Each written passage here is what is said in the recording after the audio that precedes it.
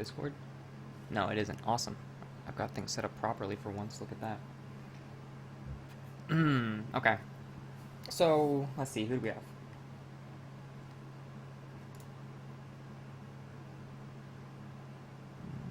Six of 10 are checked in. That's the list of everybody. This bracket's probably what we're going to go with. Eika and Magamo. Actually, Ikani...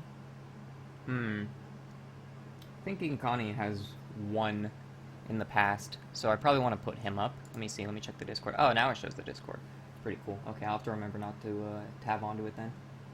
Actually, I'll just put Discord in this monitor. And then that won't happen anymore. Ideally. Ideally. Let's see. Let's see. So I checked the Discord. It looks like, yeah, Connie... Oh yeah, he's come first place before. So let's put him up in one of the non-contests. Why did it do that? Why did it swap them? Are you kidding me? Are you kidding me? Look at this. Oh my god. Fucking challenge, dude. Challenge is such a bitch to work with sometimes. Like, I want him here. And then it doesn't change shit. So I'm like, okay, I want him here. There we go. Alright. Seems good. I remember back at Game Center, people used to use Smash GG instead of Challenge. So maybe for the next one, I'll end up using Smash GG.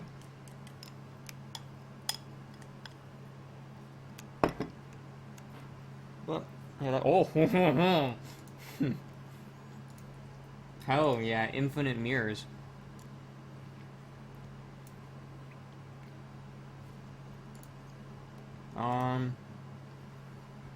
Yeah, we're about to get started though. Let's see. Who is not checked in?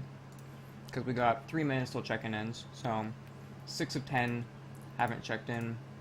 Manage check-ins.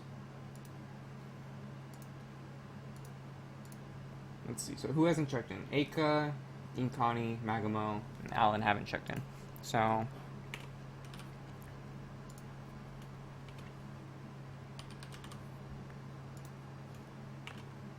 who else? Magamo. And Allan.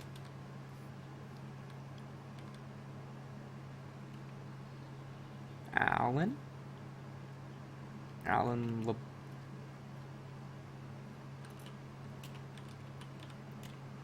Alright.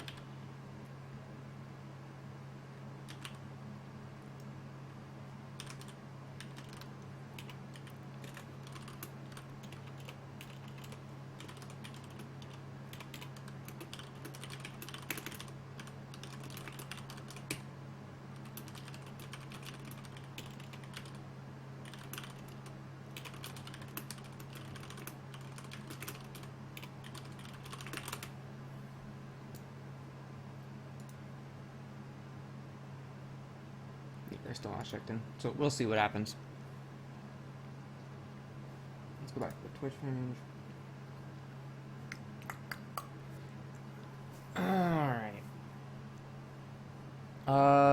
I think Allan is in the main Melty Core, but he hasn't joined this yet. Let's see if I'll scroll up a bit, and if I don't see his name, and then I guess it sucks to be him. Because it does say on the challenge page, make sure you join blank, whatever the fucking URL for my Discord is. So if he's not in it, he's not in it, I guess. I'll give like a 5-minute,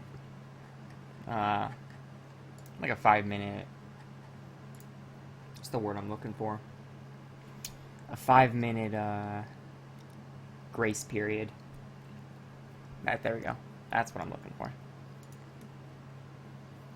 Alright, 1 minute till it's up. Let's see if everyone's checked in.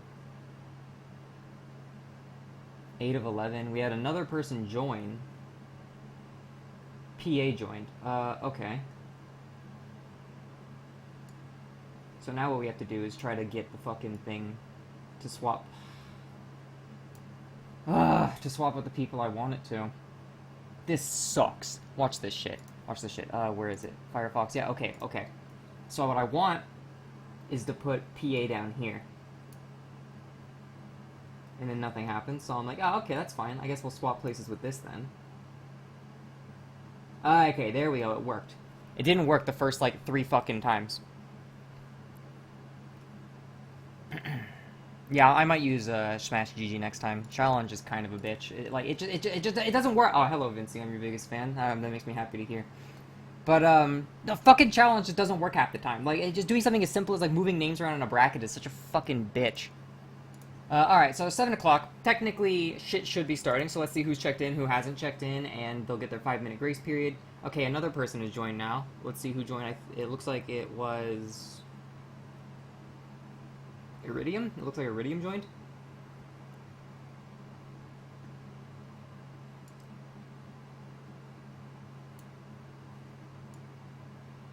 Oh my fucking god, dude. Okay, I have them where I want them now. I want to swap these two. Come on. Come on, there we go. Holy shit. You have to, like, swap 2 people, and then swap a 3rd person, and then go find a 4th person to, like, add as, like, an empty fill slot. It's like a fucking puzzle game where you need to have like an empty slot to fucking put like a storage. Like when you play Tetris and you can have like an extra spot to put your Tetris block, like your hold block, and you usually hold like a T for a T-span or a line for a fucking like clear. That's what fucking using brackets on challenge is like. You have to fucking have someone in an empty space that you can act as like a hold space to move 3 people around with, because it won't just swap. It's fucking ridiculous.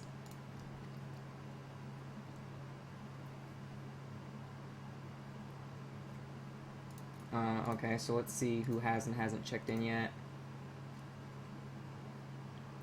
So, Ikani and Magamo. Okay, so...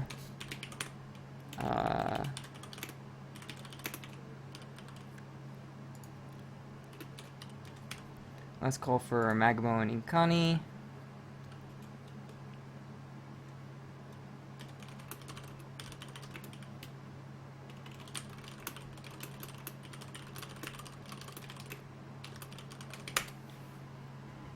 So you get 3 minutes.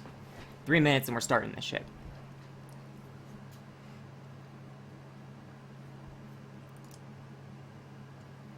Okay, the tournament organizer. Yeah, I suppose. It's not like necessarily hard, it's just not very like user friendly.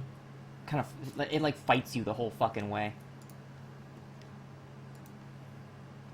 But let's see, like what does the bracket look like right now? So I have Eika, Magamo, Inkana, and PA moved up 1, which I like. I like that. They're strong players who have either won in the past or I just know personally are quite strong. So here, let me get the bracket up. So they're players that I come on, zoom, you bitch. So they are players that I have either won in the past or I know that they are strong. So I'm just gonna move them up at the start. And then we have the back 8 for round 1. But if people don't check in, and they've got 2 more minutes right now, if people don't check in, still waiting on Inkani and Magamo, I'm going to have to move 2 people up. And the only 2 people I can recall playing against are Iredium, Magamo, or Iredium and Magamo.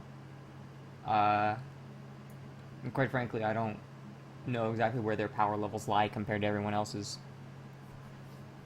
Because I recall last time I played them, I ended up winning the set, but that doesn't, you know, I'm one person. That doesn't show exactly where their power levels are relative to everyone else's, so I'm not sure who will go up from there. 1 more minute. If Magamo and Inkani don't respond, they're not going to be playing. Unfortunate for them. You and Iredium were relatively even. Okay. So it's probably, okay, maybe I'll try to keep you 2 together then in the first, and we'll move Eska up, and, we'll move Eska, and I think the mentally ill one is Alex. Let me see. Yeah, that's Alex. So we'll move Eska and Alex up then.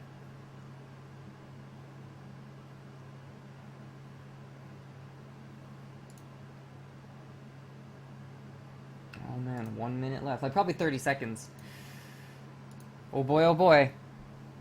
Let's see, let's see. Yeah, neither of them have gotten back to me. Do remember to get... Remember to get your participant roles. Alright. 7:05, and we're in. I haven't gotten pinged by anybody. They haven't checked in. Alright, we're gonna get started. Process the... I'll reload to make sure it doesn't say that 11 are in. Alright, processing check-ins, and we're about to get started. Start tournament. Not yet. I want to see who was I gonna move up. I was gonna move up... Oh god. Okay, watch this shit. Am I on it on Twitch? Oh no, did Twitch get out? Okay, watch this shit. So, it's probably not gonna start from the 5 minutes, because shit always starts like 10 minutes late. But, I'm gonna just try to, like, put the bracket the way I want it. So, I do want Eska to be up, and I want Magamo to be on Iredium back here. So, I move Magamo over here, and it throws him up here for some reason. So, I'm like, okay, well, I want him down here now. Nothing happens, so I'll move him up here. Alright, come on, let's see, let's see. Ah, there we go, they changed. But I don't want, Door 3K. I don't want Dork down here. I want him back up here. So, I try to move him up now. It actually... No, it didn't move him up, because I want Alex down here. So fucking get Alex down here. And now, all they did was swap places. Like, what is this? What the fuck is this? Come on, come on. Come on, let's go. Oh, there we go. See? You need to have, like, a motherfucking, like, hold slot for someone. Because it's gonna throw 3 people around.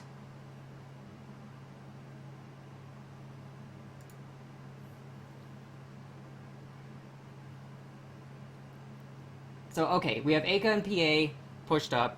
Alex versus Eska, Dible, Allan Leblanc, Matteo, Iredium. Okay. Alright, I think we're good to go. This bracket looks fine for me.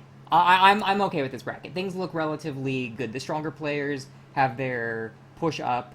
PA and Eika are the 2 that come out. That I just know personally are very powerful players. You don't want them on round 1. And then I feel like we've got a relatively balanced throughout. Anyway. Yeah, let's get started. Starting tournament. So then. First game we're gonna have, Alright. Oh, fuck, I opened the wrong OBS. Now I'm gonna have to close that in a second. Okay. So, here we go. Gonna get started. First one we're gonna have is, we're gonna do Matteo versus Iredium on stream. Yeah, we'll do Matteo versus Iredium on stream. So, callouts. Matteo at... Is Iredium not in the Discord? Or does he go by a different name in the Discord? Ah, okay, Iredium isn't here. I don't know why I wasn't able to ping him. So yeah, Matteo versus Iredium on stream. Koval and, so at... Koval and... Okay, is Koval not in the goddamn Discord now? Okay, I know Swim, because his profile picture is the same. Okay, Alan's in the Discord now. I don't see Koval. Okay, oh, there you are. Okay, get your participant tag, Koval.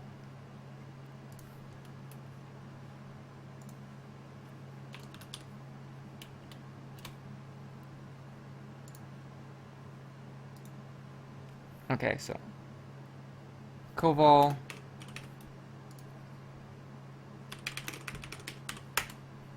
Okay, so the first game we're going to have going on is going to be Matteo and Iredium. And we're going to have Koval and... there. Yeah. I'm working on it. I didn't log in quickly enough, so it's probably going to spin its wheels for a little bit. Alright, spectate. And now we're going to sit here and wait for it to take 10 years to try. Okay. Versus mode, minimal cognition versus Hatsune Miku fan. Excellent. I love how nobody's names ever match anything in any of the 3 different things that we need to use. I'm almost positive Hatsune Miku fan is Matteo, though. So I'll do that one. But, I do love that, how we have to go through, like, 3 different fucking channels. Using, We have to go through 3 different channels. Using motherfucking challenge through Discord, through fucking, the caster, and no one's name matches on any of that shit. Ever.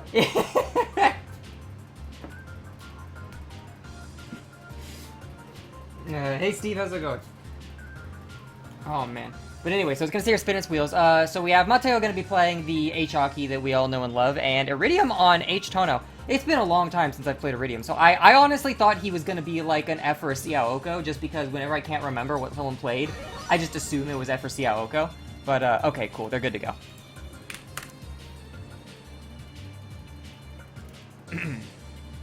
I'll put it in matchmaking as well. So yeah, we're good to go. But I just assume everyone plays fucking Aoko if I don't remember what they play. Because I play Aoko, so naturally everyone plays my character, right? Because my character's the best. Anyway, first matchup we got going on h-tono. Not really sure much about what h-tono can do. I mean, most of the tonos do relatively similar things, and that they kind of just want to play neutral in a very fundamental, not fundamental, but like they only really use the what's it called? The like universal mechanics of the game. Really, it's not Tono. Oh, that is Nanaya! That's Nanaya! I saw the banana color and I just assumed it was Tono. Alright, well I know what h-nanaya does. He does fucking Nanaya shit, but he's H. Alright, okay. Easier. Here we go then. Nanaya is gonna mix you up. He's gonna use myriad slashes, bam bam bam, poke at you. Matteo gonna be playing probably on the defensive with Aki, just because it is so a lot of times when it comes to Nanaya in general, you just want to run from him. Forcing him to use movement options to put himself out so that you can capitalize on him is the best thing to do, just because it's very, very hard to just play like straight up footsies with the guy. He's got a lot of really forward moving normals that while they don't have the biggest disjoints, they allow him to keep up pressure really, really, really well because they're forward moving and he can rebeat to lower the frame data or maybe even make a couple of them plus, I'm not sure. But here we have Matteo just doing some basic stagger pressure in the corner, poking him out with the Ribbons keep safe, puts a pit, but it's not safe. Super jumps out of Iredium, bring him all the way to the other corner. A lot of corner carry out of that, but he doesn't get much Oki. Teleports up right into a ribbon. Gonna pull back all the way into neutral, though. Both players are trying to feel each other out. Matteo going in with a kind of safe button, trying to protect his space, Iredium, but Matteo gets a hard knockdown, throws him out! Media's Trust will be playing Guilty Gear, getting thrown on your own Oki. Gonna put him back into the corner, backdashing in, getting knocked down with a ribbon. Matteo got a pretty good lead right now, so he's feeling pretty safe to just kind of protect space, but oh no, comes down shielding, thinking he's gonna get Meaty coming down, and he gets knocked out of the air, brought into the corner, counter hits, burst, the burst misses, and he's gonna go down in the corner, goes into heat. First round gonna go to Iredium.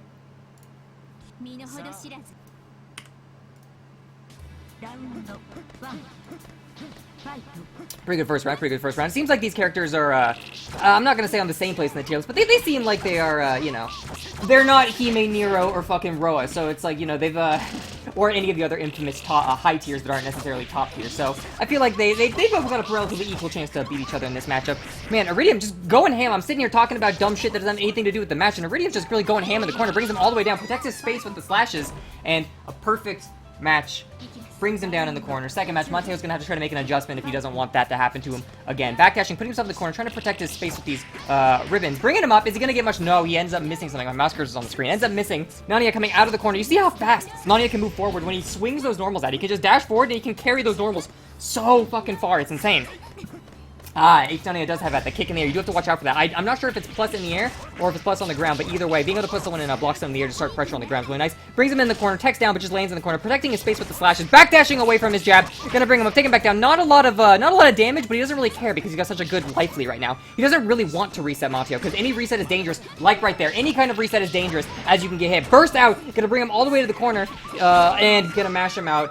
I was just talking about how resets can be so dangerous and how Iredium didn't want to reset Matteo because it would risk him getting mashed out coming in. And right as I'm talking about that, Matteo makes a kind of unsafe reset, goes in, and he doesn't get any respect, knocks him right out. So first game, gonna go to Iredium, taking that. Let's bring this up, and it stays loaded. Look at that. So first round, gonna go to Iredium, gonna report that to -1. And, okay, so Iredium's gonna move up to fight PA. So let's see, what do we want to do here? What do we want to do here? I think we're gonna play 2 people on round 2 on stream and 2 people off stream. So what we're gonna do is I will specifically say, let's watch, let's end up watching Alex and Eska and then Dible and Allan. And we'll have PA and Iredium, and then Eika, and whoever wins that round, we'll have them play off stream. So the first person we'll watch is, so first person we're going to go into matchmaking with is, we'll do Alex versus Eska. So I'll go into callouts. Alex. Eskagasse on stream. And then at PanicAttack at... Why can I not at Iredium?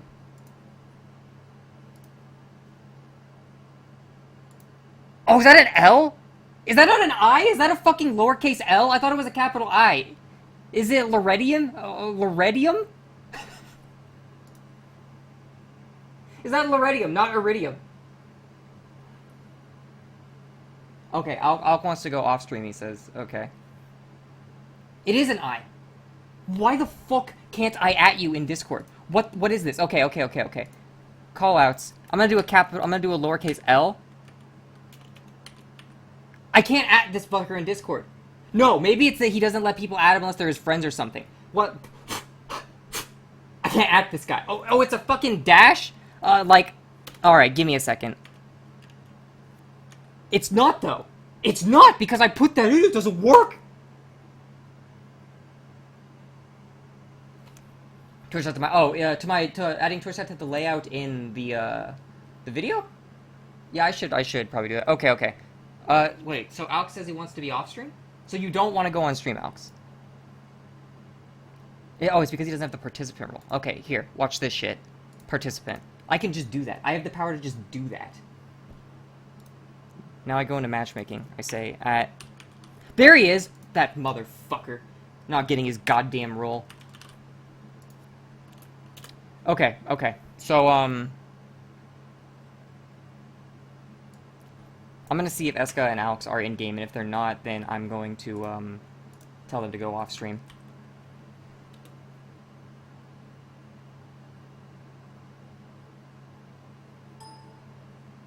Okay, Eska and Alex are in-game, so we're gonna watch their stream. We're gonna watch them. I am gonna put out the, let's say, one for that. I am gonna put out the call-out that says Iredium and PanicAttack off-stream. So we're gonna go Iredium and PanicAttack off-stream. And then we're gonna go, let's see. Koval 2, Dork. Koval 0, Dork 2, okay. Okay, they updated it, cool. So then we're gonna do Eika and Swim off-stream. Callouts. Does that motherfucker Eika not have his participant role either? Where is he? He doesn't. There we go. Alright, I gave it to him.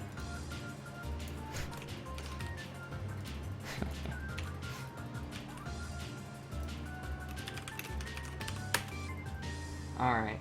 There are too many motherfuckers today. Alright, they're good to go.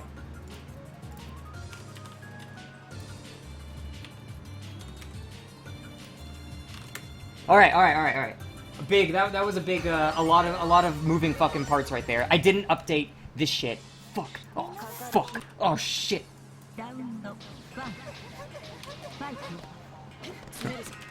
I don't know if I spelled it right. Anyway. Updating the board. Whew, look at that. Here we go. Alex, putting Eska in the corner. I'm almost positive Alex is the f-ryougi. If I'm wrong, I'm gonna eat my shorts. Anyway, Alex got Eska in the corner right now. Misses with the overhead, but oh no! Shields him! He sees he misses and he shields to catch out an A button. Doesn't go for a 2B to punish him. Comes up, hits him on the way back down. Satsuki gonna run him through the f-satsuki grinder possibly. Getting a hard knockdown. Bring him up. Is that gonna be hard? That's a hard knockdown. Goes to the left, right, but Alex just shields it. No respect. Bringing him up, taking him back down. Is he going to have enough damage to kill? Not enough damage to kill though. Just kind of playing back. Is that gonna be punishable though? No. If the last hit hits, it is relatively safe. You gotta kind of push her out with EX blocking. Gets hit with a Rekka coming in. And they're gonna get hit. So first round, gonna go to Alex. 1 second, someone said off-stream callouts. Yeah, I know I said off-stream. Anyway. Yeah, oh, fuck! Look, I missed it! I gotta stop reading chat. You guys are distracting, you fucking idiots. Anyway, I didn't mean that, don't leave. Satsuki coming down, hitting Aok. Gonna hit him at counter hit. Bring him up. No, not gonna bring him up. Ends up dropping it. Aok's pushing out of the corner with a Rekka series. Gonna go for the low, maybe trying to catch him jumping out. Gets him with the very top of the swing, but unable to actually pick up on it. Satsuki jumping in. Going right over the top, though. Really hard to catch. Aok's being really, really evasive. But Satsuki finally pins him down. Gonna take him up. Oh, no. Misses the charge. JC going up, though. Both counter hit each other, so Aok's gonna get a hard knockdown. Tries to meet him with 5A, though. Satsuki comes out with the big wind-up punch. Knocks him into the corner. Gonna take him down. So we're going even right now. Current score is 1-1. Gotta get my head in the game. Stop reading chat. Gonna throw him down. Knock him down. Stab him in the chest. Put him in the corner. No, not gonna put him in the corner. That move just misses entirely. Satsuki sliding around the ground. It's kind of funny when you see this matchup where you see how much Aok is trying to kind of control airspace with Ryugi's really, really big normals. And Satsuki's got those really far-moving, like, sliding, annoying ground normals. So she's just trying to control a lot of that ground space. And it's this kind of like... She doesn't want to jump to fight Ryugi, but Ryugi doesn't want to stay on the ground to fight her, and then eventually one of them's put in the corner, and now it's like, alright, well now we got some F-moon pressure going on. Ryugi finds a way to get out of the corner, jumps back, gets caught on the landing with the slide, though. Satsuki jumping up, IDing right over the top of his button, though. Not an ID, but goes right over the top, brings him up, not picking up any of his combos, though. Slides in. Is that plus, or did he just fucking... I don't know if that's plus or not, but either way, gonna put him in the other side of the corner. Ryugi hitting him. I'm losing my train of thought here. I've got too many things going on. I'm getting all self-conscious about the earlier mistakes. I'm making more mistakes. Gonna...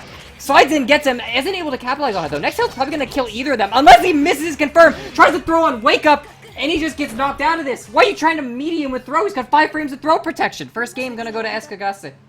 Eskagasse? I don't know if it's right. Okay, let me see. Eskagasse. I do think it's right. Anyway, gonna knock him down, hit him with the JB on the way down, but isn't able to do anything off it. Just doing some basic Rekka pressure. EX guards him out, so pretty good. Doing some basic Satsuki stagger pressure. Alex respecting it pretty good, but the counter hits him out of the air. Not able to pick up on it, though. Both players are kind of... Man, it's hard to keep up, because neither of these fuckers will finish their combos. None of these fuckers will finish their combos. So, they hit each other, and I'm like, oh, okay, time to transition. And then they just drop it, and we go back to neutral, and now I have to transition to neutral. Either way, we have Alex in the corner, goes for a shield, ends up getting punished by Eska, bringing him up, doesn't finish his combo, who's surprised? Ends up getting counter hit from missing his, what is that, an EX command grab? Gonna bring him up, look at that, a combo was finished, puts him in the other corner, starts charging it a bit of meter, but he gets punished for charging just a little bit too long when Satsuki comes down. And the first round's gonna go to Eskagasse. Sat combos are hard. Stop dropping them, though. Gonna bring him up. Is he gonna bring him back down? Invalid, but hey, the combo's being finished this time. Throwing him. What's he gonna do? Is he gonna do left, rights, and comes in with the overhead on the right side, though. Bringing him up, taking it back down. One more hit's gonna kill Alex. Satsuki's the one to heat, not Alex. Oh no, and he goes for his shield! And he just does like a slightly delayed button. A perfect. Man, I had no flow. I had no fucking flow. That whole fucking set.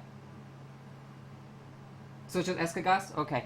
That was awful commentary, but good games. Good games. Hopefully, yeah. I enjoyed it, so Eskagasse, I'm gonna assume that's how you're saying it now, unless it's the first E that's silent. Eskagasse versus Alex, and Eskagasse comes out on top. -1. And that means the next thing we're gonna see on stream is gonna be Dible versus Allan Leblanc. So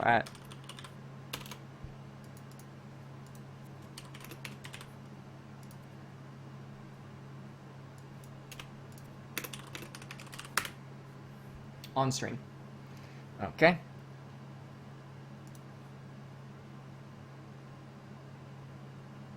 But yeah, no, so it's kind of funny when I started this I always end up having no voice by the end of the tournament. I'm always like, my throat's super raw because I'm always yelling like a dumbass. So what I was gonna try to do this tournament, what I need to calm down.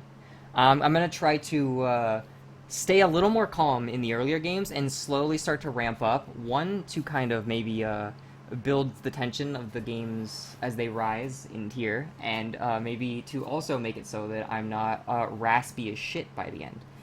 Probably not gonna happen because I'm a fucking idiot and everything excites me.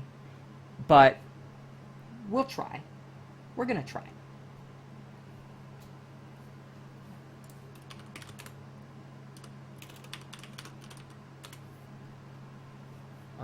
And I don't know if Eika and Swim are still in game. One of them asked if it should be... Do I get... No, I don't get lightheaded. I've got water here. I'm staying hydrated. I've got an AC in my room. Hopefully you guys can't hear it blaring. But, So I'm doing right. I don't really get lightheaded. It's not that, because I take deep breaths, you know. I've got my oxygen intake. My air intake, my airflow is, it's good. It's just, you know, I'm like, you know, the human body is like, it's a mechanical part. It wears. So my throat kind of gets raw when I go all out all the time.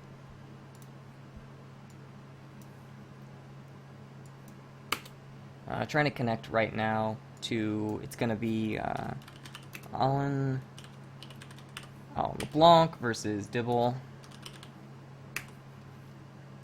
I don't know who's gonna be on whose side, but we'll see. We'll see. Make sure I'm there. Yeah. I haven't seen Eika or Dork post their games yet, so I'm not gonna ping them a second time though, because if they're in game, they don't need to be pinged. So I'll just leave them for now. Okay, it keeps trying to connect, but it's not connecting. Having a bit of trouble. So you guys been playing Guilty Gear Strive, or are you guys still only playing Melty Blood? There we go, we got it in. I've been playing mainly Guilty Gear Strive. And I gotta say... Oh shit, they just started. They didn't wait. They just started. Alright, super speed! Here we go. We got Ark coming in. Ark getting knocked down in the corner. Ryougi going for the pressure. It looks like Allan Leblanc is playing the f-ryougi, and we got Dible on c-ark. Bringing him up, taking him back down. Ryougi trying to keep her space, but she keeps her space all the way back to the other side of the corner. Knocks him down, brings him up to the other side of the corner. Stopping Ark's approach, and he comes on. Ark tries to use a button, but he ends up getting caught. Okay, and here we go. I think we're all caught up now. Ryougi bringing him up, taking him back down. Not gonna be enough damage, though. Starting some pressure. Goes for the unblockable, and he just wasn't ready for it. Gets caught out by the unblockable. First game, gonna go to Allan. Ark getting a counter hit, but not really able to pick up on it and do much off it. Putting him in the corner, though, did get good corner carry off of the knockdown that the counter hit did give him. Getting brought all the way back to the corner by the Ryougi, though. Knife throw is plus, but he isn't able to follow up. Using Tui's to kind of try to poke. It seems like he doesn't really want to reset Ark, because like I said earlier, you get hit resetting, and it's going to take you, a lot of times, especially with Ark, all the way to the other corner, and like 5k damage. It's insane how Ark can get more reward off her defensive options sometimes than like half the cast can get off of offensive options. And right there, hits him once, takes him all the way to the corner, but isn't able to finish the combo. And Allan ends up flipping out, putting him all the way back. Running a lot, really low on guard gauge though. Ark's gonna have to do something. Goes into heat to try to get some health back. Having that low health damage resistance with the higher health value now. So it's gonna be a lot harder to kill him. Gets counter hit, bringing him up. Is he gonna take him back down? No, misses the air throw. Gets him a counter hit though, brings him up again, isn't able to take him back down. Counter hits again. Ryougi not respecting any of these recoveries, and Ark just meeting him on his wake ups. What are you doing pushing buttons on wake up, idiot? I'm gonna come up, hits him with the crescent slash, but again, isn't able to follow up on it. Ark kind of stuck in the corner, tries to come out with an offensive option, but it seems like the Ark is pretty content to not play, you know, too aggressively, as she does have the life lead, and she does have the, well, she had the life lead, and she has the better HP value modifier. And Ryougi goes in for the Rekka, and it ends up finishing her off. So, first game, gonna go to Allan. Yeah, it's kind of funny that, I remember making a joke once that I should play I should play f-ryougi if I like the kind of style of keeping people in the corner with the pokes the way I do with Tono. And Eika tells me, no, he says, Ryougi isn't a character for you, because you get hit too much. So Ryugi's a character with a low health value, unlike Arcruid, who you can hit her like 5 times, and she's still perfectly fucking fine. Ryougi a character that really can't make too many mistakes, so it's not uncommon to see Ryougi players never really wanting to reset too much, just kind of sitting outside of effective ranges and poking, fishing for those counter hits, fishing for those good air-to-airs to pick up on. Unfortunately, the Ark is finding her ways and brings him up, takes him back down, and that low health value, I wasn't sure if the air throw was going to kill, but it does, ends up killing him. Yeah, the FPS isn't great, their connection probably isn't great, but it's whatever. They're playing. So we got Ryougi bringing Ark all over the corner. Get a hard knockdown. Walks at her, walks back. I think he was trying to shimmy to bait a throw. Gets a counter hit on the way up, but isn't able to capitalize on it. Ryugi's JB does hit twice, so sometimes if the first hit gets the counter hit, you can't pick up on it, and it can be kind of annoying. Ark bringing him all the way to the corner, though. Leaps in, misses the button, though. Gets him a counter hit, though. Gonna bring him up all the way to the other corner. Left corner, right corner. He doesn't know what corner he wants to go in. We're going with the right corner. No, we're going back with the left corner again. I'm sick of these corners. Who needs a mid-screen when you can just go corner to corner every single time? Burst out of the Ark pressure. Oh, no, it was Ryugi's pressure. I'm sorry. Goes into Blood Heat. Halfway, Ryougi, one of the more dangerous characters in Blood Heat because, okay. Oh, he jumps out! I thought he was going to get hit. That is a frame 1 command grab, and if you weren't jumping by the time the Super Flash came out, it's going to hit you. Pretty cool that he dodged it. Ryougi also very dangerous in Blood Heat, though, because her last arc is one of the few last arcs that no matter how much of Blood Heat gauge you have left, it will always do a set amount of damage. A set amount of fucking a lot of damage. So it's pretty dangerous to have Ryougi in there, but the arc player, Dible, acted pretty accordingly, ended up getting out of the way. Well, he didn't block the second block though, so it looks like he's only good at blocking the, getting away from the what's it called, the command grab. Going pretty even right now, though. 1-1. Allan wins this next round, and he's going to go to the next one, and Dible's going to get knocked out. But Dible going in. Oh, no, he's just short, and gets punished on his landing with C-Moon's landing recovery. Only 2 or 3 frames, but it's just enough if someone knows that your attack is going to miss. Ends up reversing it, though, bringing him down. Bruna start doing some pressure. A-button's kind of whiffing outside of his range. Looks like he's doing those A-buttons right outside of his range to try to, those A-buttons right outside of his range to try to kind of stop him if he runs up. But he doesn't end up running up, so the Oki Waza play doesn't work out too well. And Ryougi able to hit him and bring him all the way to the other corner. Trades the counter hit, but Ryugi's just got those longer A buttons, so he's able to use the A buttons to kind of poke him out. Puts him back in the corner last arc. Is he gonna go for the command grab, or is he gonna try to go for last? Gonna have to go for command grab. No, he can't get either because of the long knockdown time. Arc bringing him up, taking him back down. One more hit's gonna put Arc in. Oh no, he baits the shield. No, he isn't able to pick up on it though. Ryougi at half health. He's very content to just walk backwards and then dash in when he sees an opening, get him with the low. Arc trying to kind of space with her, try to kind of space some footsies walking back and forth, but Ryougi with that low comes in, swipes her legs right out from under her, and that's going to be the game. So it looks like Allan is going to end up taking the set versus Dible. And then let's see, I got pinged over here. Okay, so it looks like Eika did play. So it was Eika won, and then I'm going to let Dible and Allan what's it called, report their scores, because I'm not exactly sure who won each? I'm pretty sure I know who was who, but at the same time, I missed the starting portion when I was able to look at the caster, because the game just kind of sped up through and I got distracted. Okay, so it was Allan who won. Okay. So Allan 2. So let's see, what are we going to do here now? Do we want to watch the next winners? No, let's do losers round 1 off stream. So here's what we're going to do. We're going to go into callouts, and I'm going to say, at participants, loser round 1 off stream. And we're going to be watching, we'll do PanickAttack versus Eskagasse. And then at PanickAttack versus at on stream.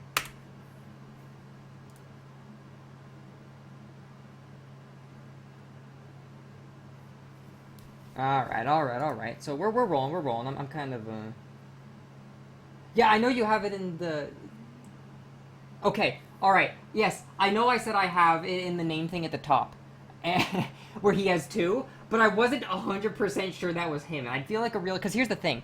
I am not the most fluent with tournament organizing, obviously. So, I was afraid that if I said, like, Allan won, and Dible actually won, I wasn't gonna know how to revert that shit. And then we were gonna sit in this weird, fucked up... Oh, I just scratched the shit out of myself. Ow. Oh, I was, like, going to scratch my eye, and I pulled away too fast. That hurt. What was I talking about? I'm in pain, and I forgot. Yeah, I wouldn't know how to revert it, and wouldn't that be a shame? Alright, let's see. Bringing the caster up. It looks like we're gonna be looking for, PA and Eskagasse. I think that's how I'm pronouncing it. I think that's how you're doing it, alright? So if I'm wrong still, correct me.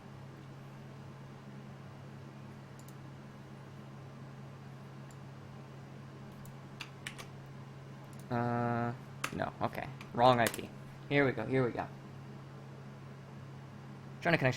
So PA, I know that PA, okay, PA is going to be on player 1, Eskagasse player 2.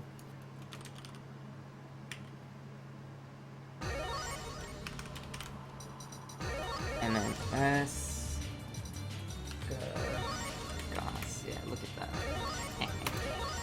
And then I do a... Shit. Give me a second. I gotta look at the caster, because they're both c-aoko players. PA is player 1. I got it right.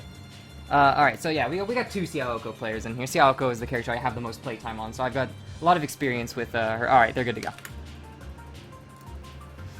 Yeah, a lot of times you talk about aggressors and defenders in this kind of matchup, but really in this matchup, I feel like the defender is just gonna end up being whoever gets that first hit. because Aoko kind of has a way to stop another Aoko from zoning with, and there we go, PA getting the first hit with the counter hit, coming up, bringing him back down, no, didn't bring him back down, ends up missing it, but PA coming down, gets with the counter hit, is he gonna bring him up, yeah, bring him up, is he gonna take it back down, so what's he gonna do off this, he doesn't really get any Oki, but no, I thought he was gonna place a negative edge orb, but he just goes straight in, getting hit with the laser rain, Eska placing an orb, but doesn't really, oh, and PA just runs right under it, and Aoko can low profile a few things, Nero Birds being one, Aoko laser being another, however, her sweep can't low profile a lot of things that other people's sweeps can, it's kind of insane, goes for the Rising Moon combo, but isn't able to get it, PA right now, feeling pretty safe, just kind of, oh, both of them, the Aoko classic, both throwing the far negative edge orbs at each other, and gets them with a laser rain clip, and that's going to be the first round going to PA's c-aoko. I was going to say going to c-aoko, but that wouldn't have been very descriptive, now would it? Going with the late laser rain on the Soldier Bomb, going to clip him, so right now PA does have the advantage, that's a non-negative edge orb, gets him with the overhead, going to bring him into the corner, going to put an EX orb down, here we go, the House of Cards is set up, is he going to get anything up? No! Gets counter hit, Eskagasse not respecting it, and they've got a bunch of proximity orbs down right now, but no negative edge orbs, gets counter hit by the proximity orb, going in, goes for a throw, but misses it, bringing him back up, where's he going to go from this? Take him down, what's he going to do off of this knockdown? What's he going to do? Goes back in, puts a proximity orb, PA forced to block it, laser rains on his way down, but it punches his reflector right out, nothing gonna get reflected today, oh no, fails to pick it up, PA gets a shield, gonna get bursted out though, rolls behind him, doesn't get him with the reflector, counter hits him with that, and ends up using it to put down a far negative edge orb, here we go, ends up popping the orb, so he doesn't get too much out of it, PA ended up avoiding the second negative edge orb that comes out popping really early, now he's just kind of playing back, PA is in the lead, so oh no, gets clipped, but he is still in the lead, he doesn't really want to overcommit too hard, we have one negative edge orb down by Eska, nope, the negative edge orb goes away, negative edge orb do go away if you block on the ground or get hit in anywhere, so PA put that proximity orb down, kind of jailing Eska in. No, he's not playing up. Eska clearing the orb field with his grounded laser, but PA catching his grounded landing after placing an orb, and he ends up getting hit. First game gonna go to PA.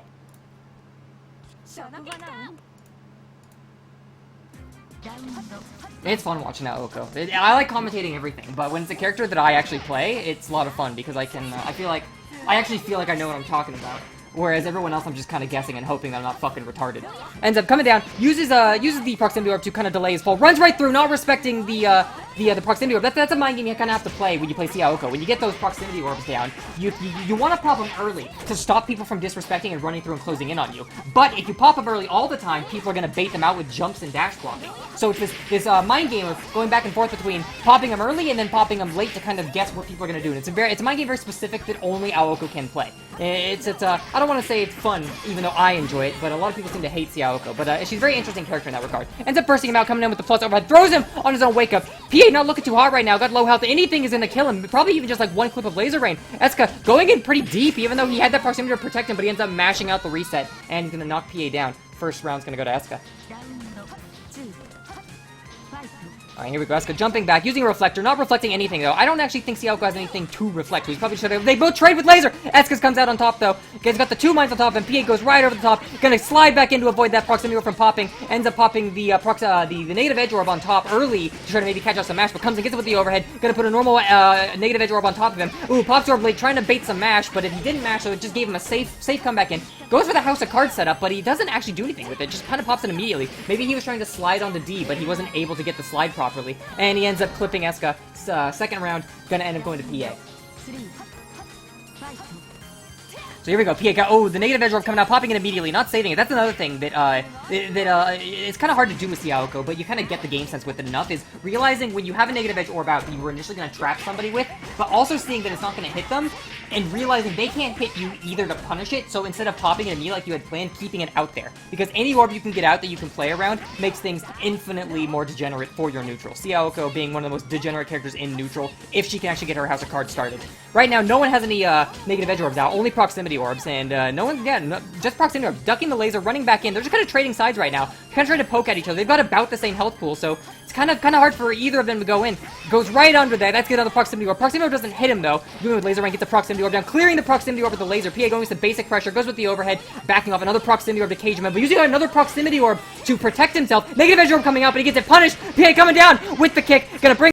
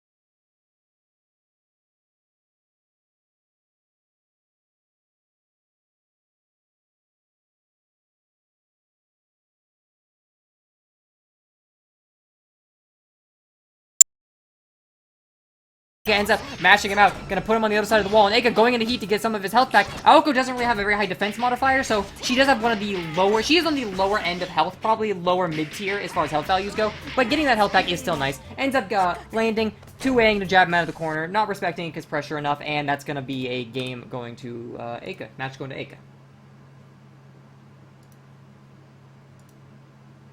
So, we got bam, bam, 2 Eika for Allan. So then what we're going to do is we will have, do we want to wait on, alright, it looks like Dible and Matteo either haven't reported their scores or haven't played yet. Semifinals. So here's the thing. Do we want to do winner semifinals now and do Eika versus PA and then run through our losers bracket? Or do we want to start the losers bracket now and then come back to Eika and PA once the losers bracket's kind of filled out? That's what I'm trying to decide if I want to do. Because right now, let's see if I can bring it up. I opened the wrong OBS again, so I'm going to have to close that. Here's what our bracket's kind of looking like. Hey, look, there's the second OBS. Here's what our bracket's kind of looking like. We've got, I still need Dible and Matteo to do their round 1 and losers. But, we have Eika and PA in semifinals, so that's going to end up being a first to 3 rather than a first to 2. And then whoever loses that is going to go down to losers down in here. So I'm debating if we want to do that now. You know what? Let's not do that now. Let's give Eika time to rest because he just played a match. Or maybe Eika wants to go immediately. But, they're playing it right now. Okay. So let's do, let's just put the winner bracket on hold in semifinals right now. And let's just let the losers bracket catch up with it. Let's go watch, let's do, Iredium. Okay, there we go. They just finished. We'll do Iredium and Alex on stream. And then Dork and Dible off stream. So I'll go into the callouts. I'll call that out. Go back here. Put this into tournament. Alright, so we're going to go... Who did I say? I forgot. Because I just, like, talk out my ass. I don't even remember the own shit I say. Iredium. There we go. Has his role now, so I can actually ping him. Versus... Does Alex not have a role? Did he get rid of his role just to fuck with me? Where is this motherfucker? He has the role. Why can't I ping him? Why can't I ping him? Ah, there he is. Alright, alright.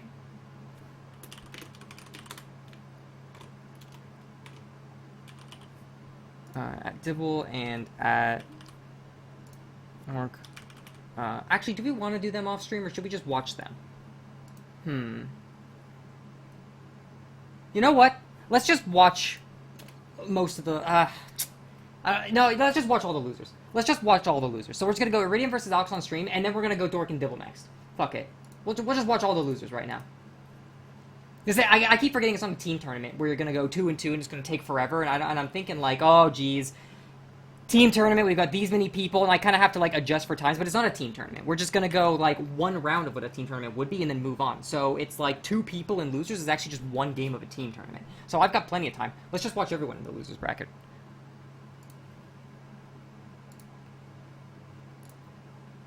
Alright, got a new IP, gonna connect to this one. Not in game, cannot spectate yet, but that's fine, that's fine. We're gonna have Alex versus Iredium. Save that shit. Fuck. I just put Iredium and IP. That's not his name. Alright. Not in game yet, cannot spectate. Not in game yet, cannot spectate. We'll give him like 5 minutes. So what were we talking about earlier? You guys been playing any Strive? I've been playing Strive. It's a lot of fun. It's fun to learn a new fighting game. I have one gripe with it, though. I've only played a few fighting games, like, online and taken them seriously. Melty Blood being one. I played Unist for, like, 7 months or so at locals when I was in the U.S., and a lot of really good Unist players brought me into a community and taught me the basics, the fundamentals of fighting games. Mo Sin, a really, really strong Enkidu player, when I was first learning fighting games, brought me in, and he brought me into the Discord he has with his friends, and he taught me the fundamentals of fighting games. So Unist and Melty Blood are the 2 fighting games I'm most closely knit with. I've played a lot of, what's it called? Oh fuck. Nitro plus Blasters at, Game Center back in the US. So, yeah, Strive doesn't have very big combos, Vinci. It really, they're not big. They're smaller combos with a big fucking damage. Or Totsugeki, yeah, if you're a Mei player. I haven't played against any Meis. Everyone's talking about what a fucking menace Mei is. I haven't run into any. And then when I do run into him, I just like 6p Totsugeki, and I'm like, okay, well, you're not one of the menaces.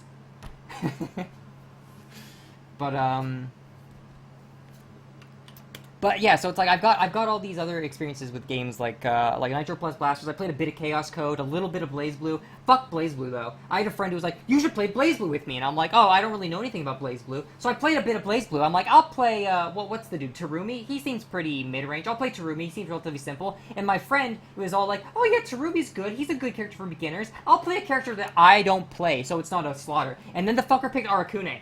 And he's like, Arakune's funny, and I'm like, and this is why I don't want to play BlazBlue anymore. Like, you wonder why I don't want to play your games with you, you motherfucker. So back to Strive. I have played a bunch of fighting games in training mode and with friends and stuff. Strive has the worst fucking game feel I have ever played in my life.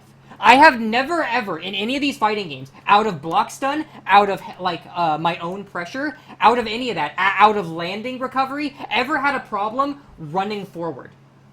I have never had a problem, jabbing someone out of pressure. But in Strive, it feels so sluggish sometimes. Fucking regularly. I'll block a move, and I'll hit someone with my own move, and I'll be like, cool, I need to do I'll do close slash, and I'm like, I'm gonna dash up and throw him. I do 6-6, and Kai just fucking struts forward, and I'm like, why are you walking? Why? I said to run! I said to run, Kai! Why are you walking? And I get jabbed out. Same thing with the game will be like, oh, you need to jab Nagoriyuki out of his teleports. So Nagoriyuki teleports. I know he's gonna do it, because he does the same string of teleport every time, and I'm waiting for it. And the second he does his far slash, I'm like, he's gonna teleport. I'm primed to do 2K. He teleports, I do 2K, it doesn't come out, and he command grabs me. And I'm like, I'm fucking pushing 2K! What the fuck? And it's a regular, crippling fucking problem. In no other game have I played Nitro Plus, BlazBlue, fucking Arcana Heart, no other, Melty Blood, the game where there's no fucking buffer window for mashing. None of these games have I ever had a problem mashing out of fucking pressure or running after block stun or some shit. But it's a constant, crippling fucking problem in what's it called? In motherfucking, you guys can let me go on losers. Okay, so Iredium got knocked out. Okay, it says at Gibbons, but I never got that at, so that's weird. Anyway, so okay, so we'll knock Iredium out. Iredium loses to Alex. We're gonna give him -1 points. And okay, so we'll see Dork versus Dible on stream. Callouts. At Dork versus at Dible on stream. Okay. So, yeah. So, I have never played a game where there has been, I've just had, it's just been such a crippling constant problem where I just want to, run. I just want to, run after I jab somebody. And people are like, oh, use the dash button. You can't use the fucking dash button. Because, you can't hold it. You have to hit it still. And there's no fucking buffer on the dash button. It doesn't help. You still just walk half the time. It's fucking absurd. Fuck, man. It's so frustrating. When it's I know what fucking Nagoriyuki's gonna do. And I push 2K, and I get command grabbed. And it's just huh, okay, what? Come on! And I die, and then I die because Nagoriyuki does 1,000,000 damage, and I'm like, cool, alright, I guess I'll just die, despite the fact that I did the right fucking thing! No other game have I played where that happens to me constantly. But in Strive, it just feels like it eats my inputs half the time. It feels so fucking clunky. When it works, it's a shit ton of fun. I'm having a shit ton of fun with Strive. It's a lot of fun to learn, I'm really enjoying it, but every once in a while, man, it just doesn't fucking work, man, and it's so frustrating. And it's the only game I've ever played that has, brought me to anger, because I'm, just trying to, just let me sprint. Just let me sprint, and it won't let me. Let's see, waiting for them to get in game. It's still trying to spectate. There we go, here we go. Alright, so we're gonna do Dible versus Dork, round 1. Here we go. I saw some people ask me something in chat. I'll look at it in a second. I gotta get this set up. I was, going on my rant, and I'm the most important person in town, so you watch it, kid. I gotta finish what I'm saying. Versus Dork. Save that shit, and then we go in. Yeah, I'm really enjoying Strive, but I do think I like Melty more, for sure. But Strive is a lot of fun. Which character was played against me first and mainly got played against me when I started playing Melty? Do you know which character was played against me first? I don't know. Probably Steve, probably c-aoko, because that sounds like some shit I would do if when you first started playing. If when you first started playing, I was still playing c-aoko. Oh, CCL.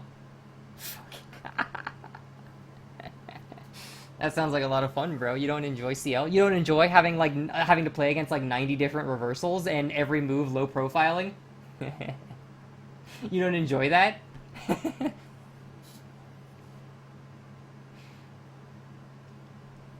Oh man, game's taking a while to load in. It might crash on me. It's gonna sit here and spin its fucking wheels forever when I finally get in. Holy shit. Ever since Iredium left, everything's been going to shit. The games are taking forever to get going. It's slowing down on me. Iredium was the glue holding this whole fucking event together. And now that he's gone, oh, what am I even gonna do, man? It crashed. What am I gonna do with Iredium gone? Oh, they're in-game. Those fuckers are in-game. They didn't wait for me. We're gonna have fucking hyperspeed Melty again. I hope you motherfuckers are ready for it. Yeah, here we go.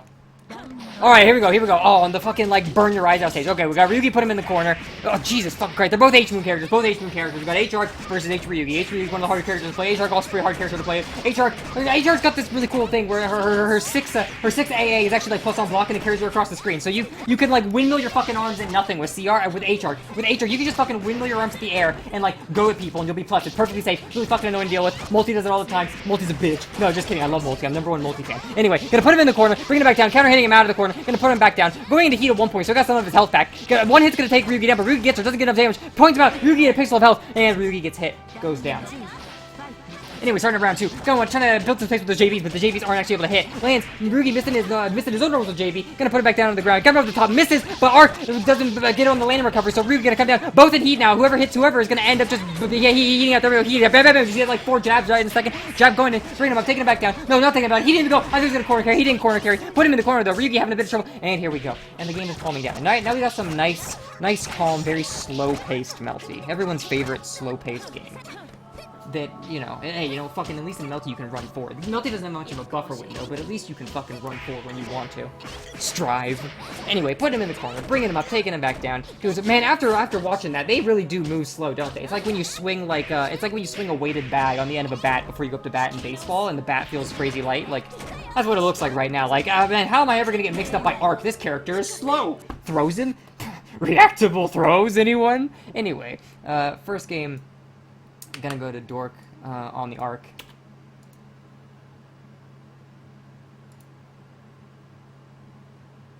Uh-oh, we're having a bit of an issue. There, apparently someone has shitty internet.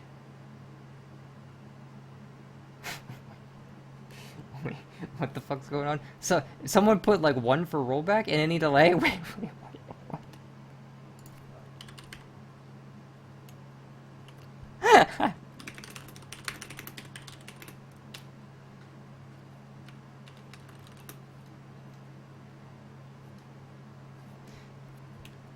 Alright, so, it looks like someone put, like, I don't know what their ping is. I think their ping is probably, like, a 40 ping or something. And somebody put, like, 2 rollback and no delay. So the game is, like, really trying to fucking make it work, and it's, like, eating people's inputs and shit, apparently.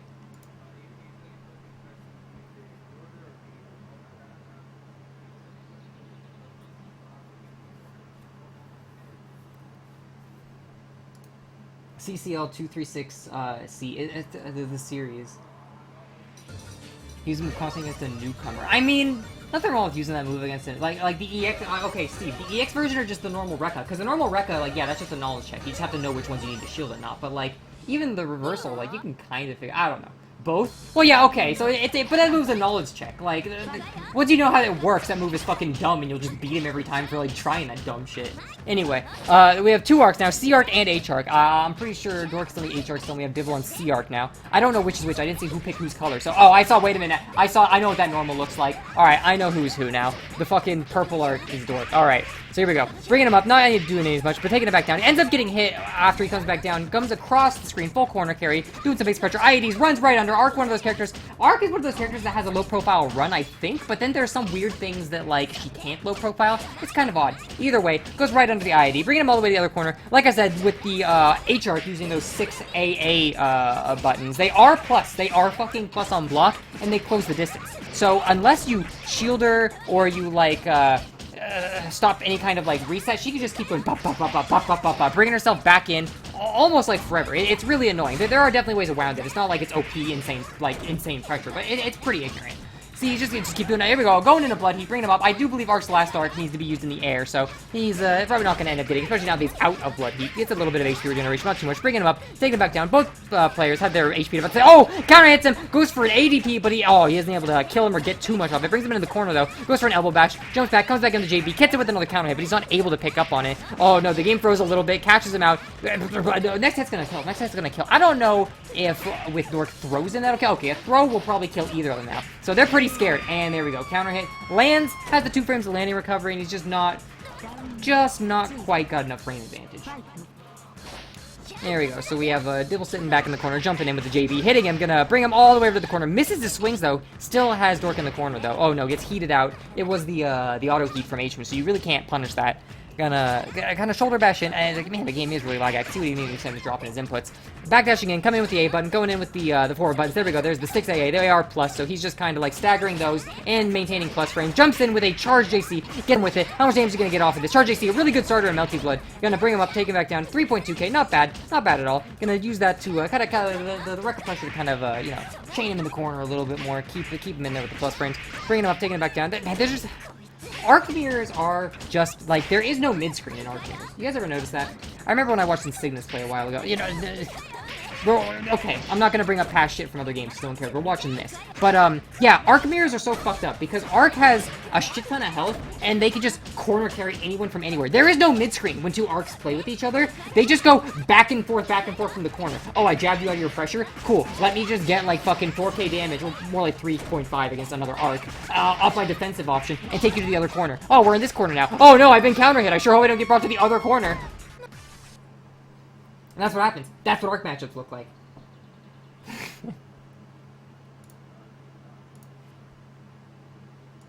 Either way, Dork coming out on top with the 2-0 against Dible. And we're gonna go bam bam. Look at that. Alright, so let's do Allan versus Alex now. Go into callouts.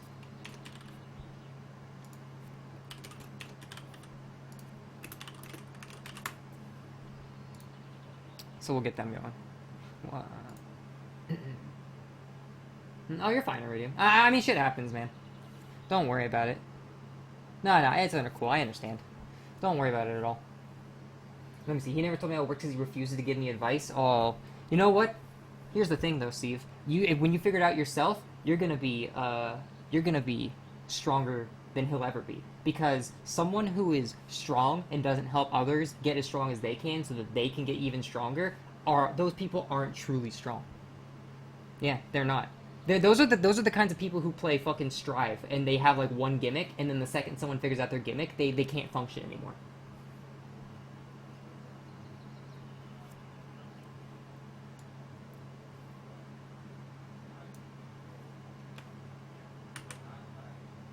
There we go. So we got Alex with his host up.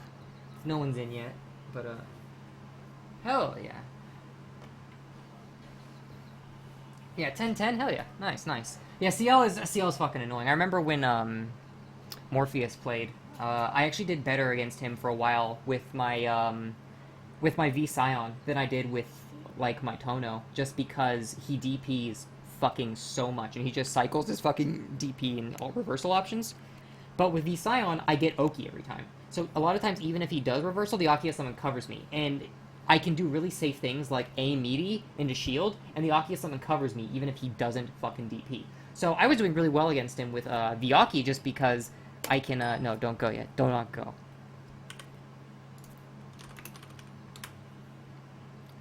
So I was doing pretty well with him against Vyaki, and then I play Tono and I don't have any Oki, and it's like, oh wait, he can just like fucking reversal. Okay.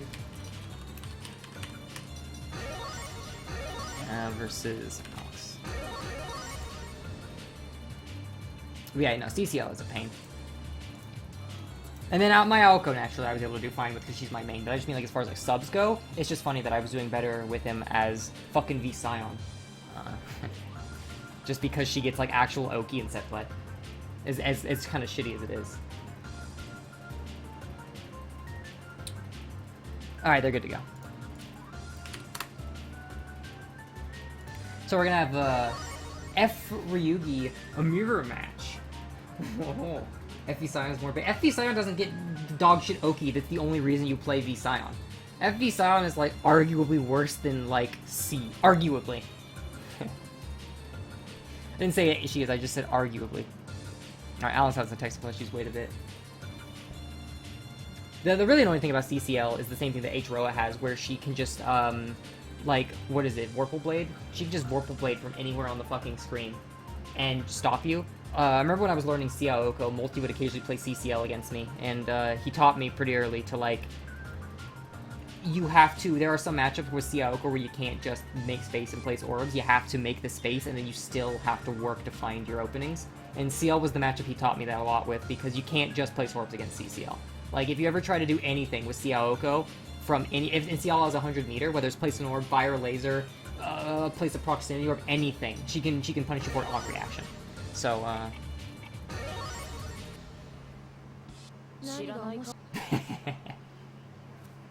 yeah. h-roa, CCL, interesting characters. Anyway, here we go. So we have Allan versus Alex. Alex is the Ryougi in the pink dress kimono. I don't know what it is.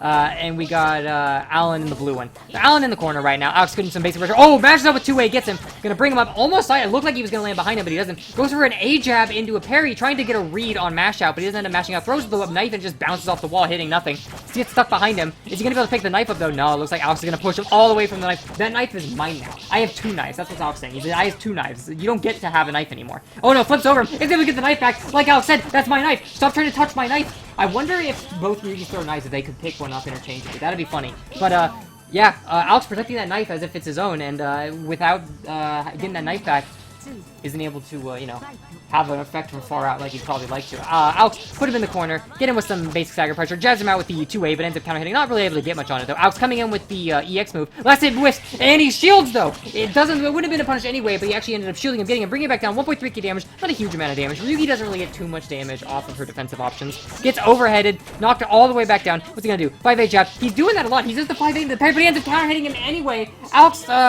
Alex hesitating a little bit, because it's like, it was probably just one of those, what am I even supposed to do about that kind of situation? It's like, Ryugi's don't often just, like, A-jab me and then parry out of the air, so, like, he knows in his mind that he's gotta punish that. But it's just such a weird thing that never happens to him, so, like, his body just wasn't ready for it, and he ended up hesitating, getting mashed out. Second round gonna go to Allan.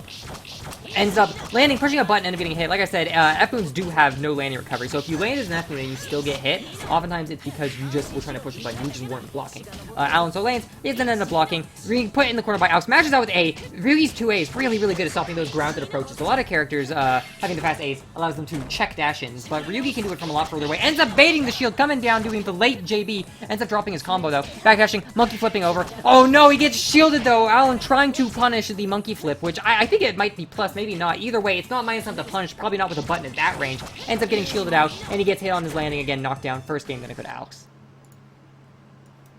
Here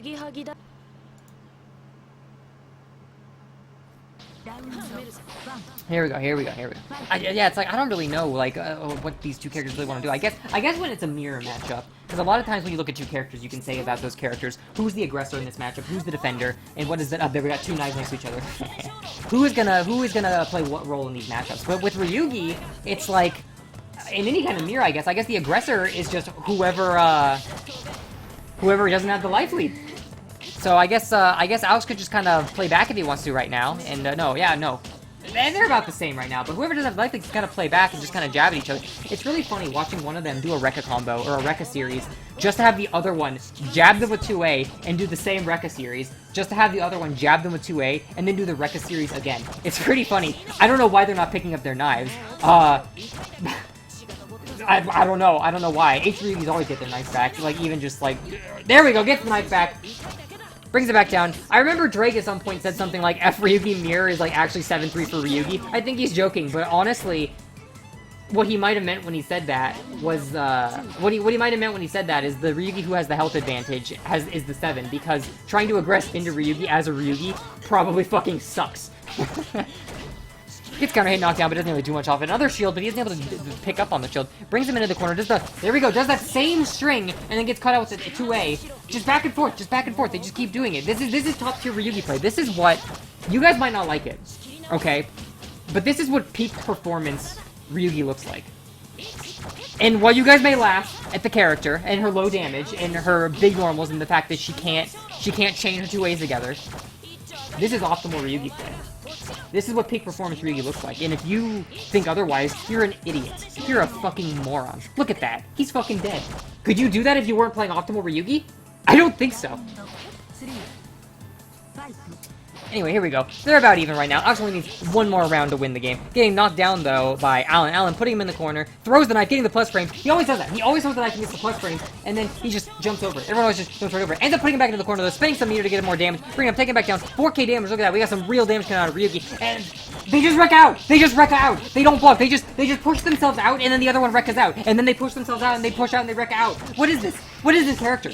I don't understand. There we go. Same wrecking move we've seen like 20 times. Bringing him up, taking him back down. Not as much damage as Allan got earlier, but I suppose it'll suffice. Jumps over. Ryugi's button just misses. He's able to recover from shield. He puts himself in the corner, and now he's gonna get brought up and taken back down. Like, what is that? Oh, he runs in and throws. Yeah, 'cause that's gonna work. No, what is...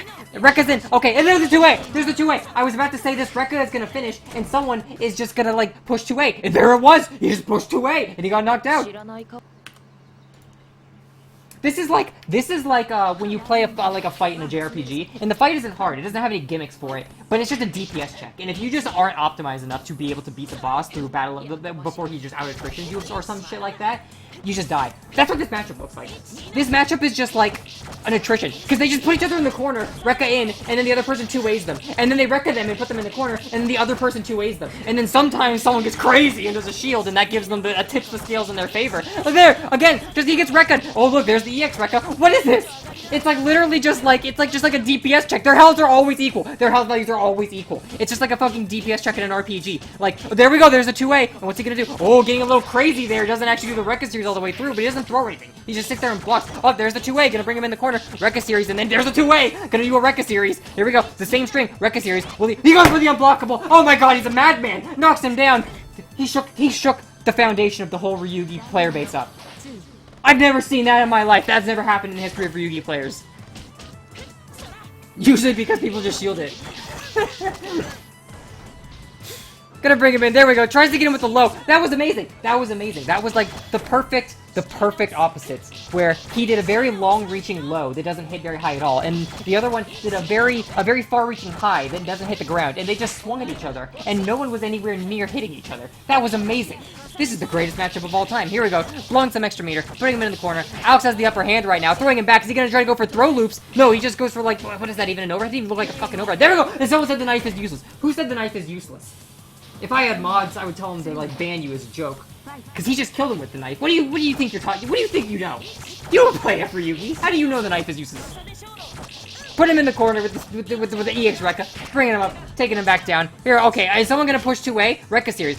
Oh, the knife. Oh my god, this knife is seeing a lot of use. It's amazing watching them adapt. They're like, huh, the Rekka series into 2A and the Rekka series into 2A isn't working anymore. And they're like starting to add new tools to their repertoire. It's like the Ryougi players are, they're like, all the neurons in their brain are firing. Oh, and then he goes, Rekka out. Their health values are about the same again. Big surprise. Starts charging. Oh, waits a little too long. Probably could have punished it. Comes down. Hey, now the health values are really even. Uh-oh. Here we go. Allan bringing him in the corner, taking him off, taking him back down. One more hit's gonna get him. I wonder if he's gonna do a Rekka series. No! He threw him! Oh my god! I'm gonna eat my words. He just throws me right up and through him. I was waiting for the Rekka series to come out, and then he would push 2A. That was an emotional roller coaster. So much happened. So much happened there.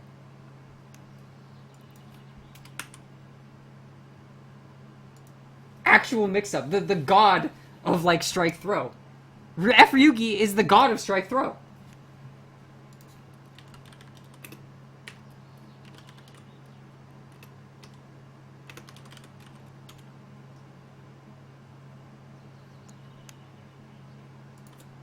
Alright, cool. Alright, so we have Allan. There we go. Alright, so the next one's gonna be Eskagasse versus Dork. You know, I just thought of something. Whoever ends up losing Eika versus PanicAttack is probably going to end up having a lot of, like, fatigue, just because if we go all the way through losers, they're going to have to play their round and then play losers and then go back to grands if they win. So, what we're going to do is we're going to watch this next loser game, and then we're going to go to Eika versus PA.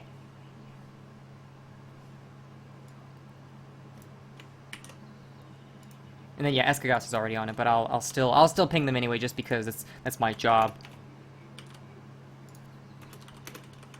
It's my one fucking job.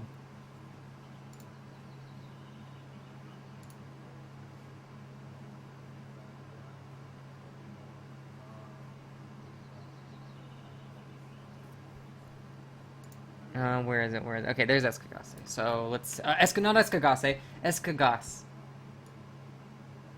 Oh, I'm sorry. My fucking, American English. Actually, in English, in, like, American English, there's a lot of silent E's in American English, too. Would you... If I saw that in an English class, would I say Eskagasse or Eskagasse? You know, even in English, you might say Eskagasse. I think I'm saying Eskagasse because in German, you always say the E's. There's no silent E's in German. And I'm getting really used to having to fucking spreche Deutsch. Spreche Deutsch? Ich spreche keine Deutsch. Mein Deutsch ist scheiße. Alright, and let's see who we got here. So we got Eskagasse. And here, and then we have Dork.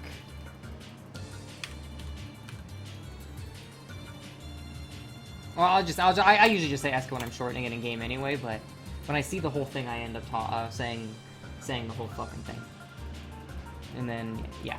Alright, cool. So we're gonna have Eska on P1 side.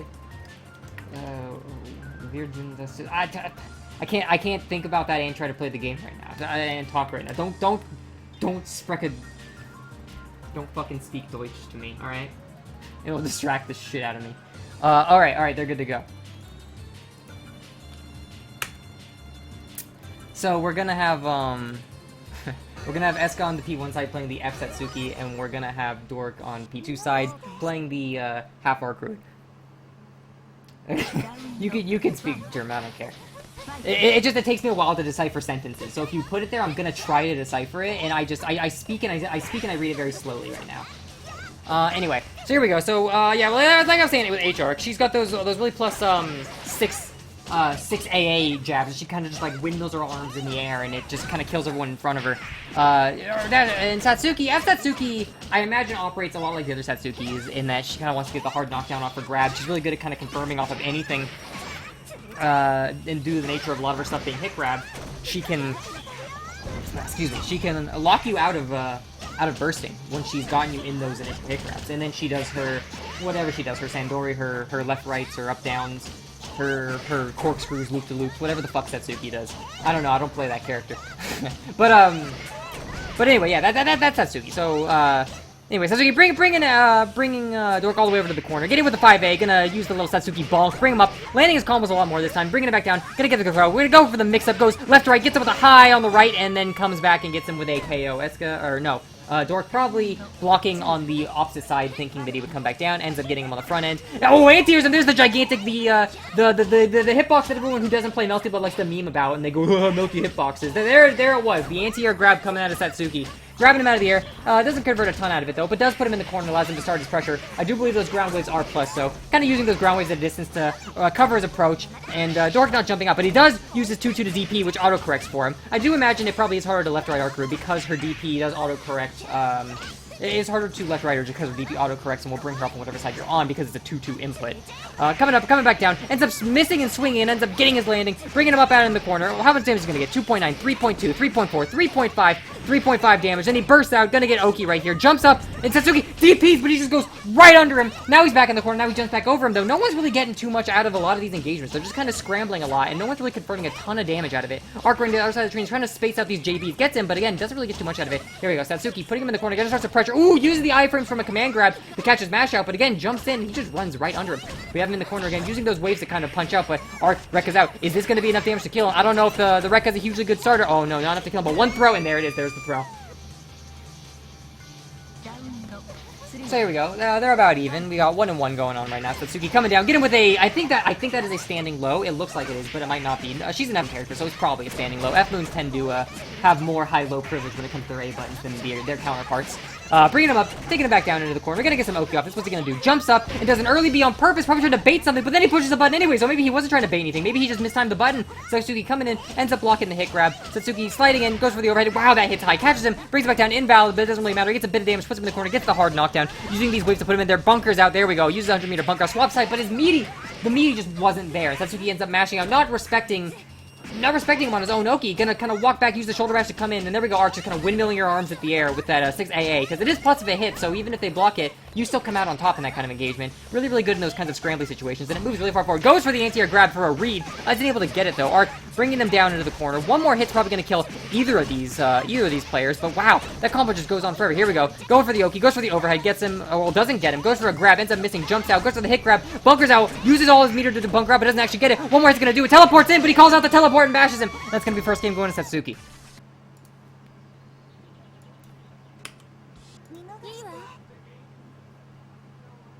That teleport gave me like Nagori Yuki flashbacks. If this was Strive, I would have seen that, pushed 2K, and then gotten command grabbed anyway.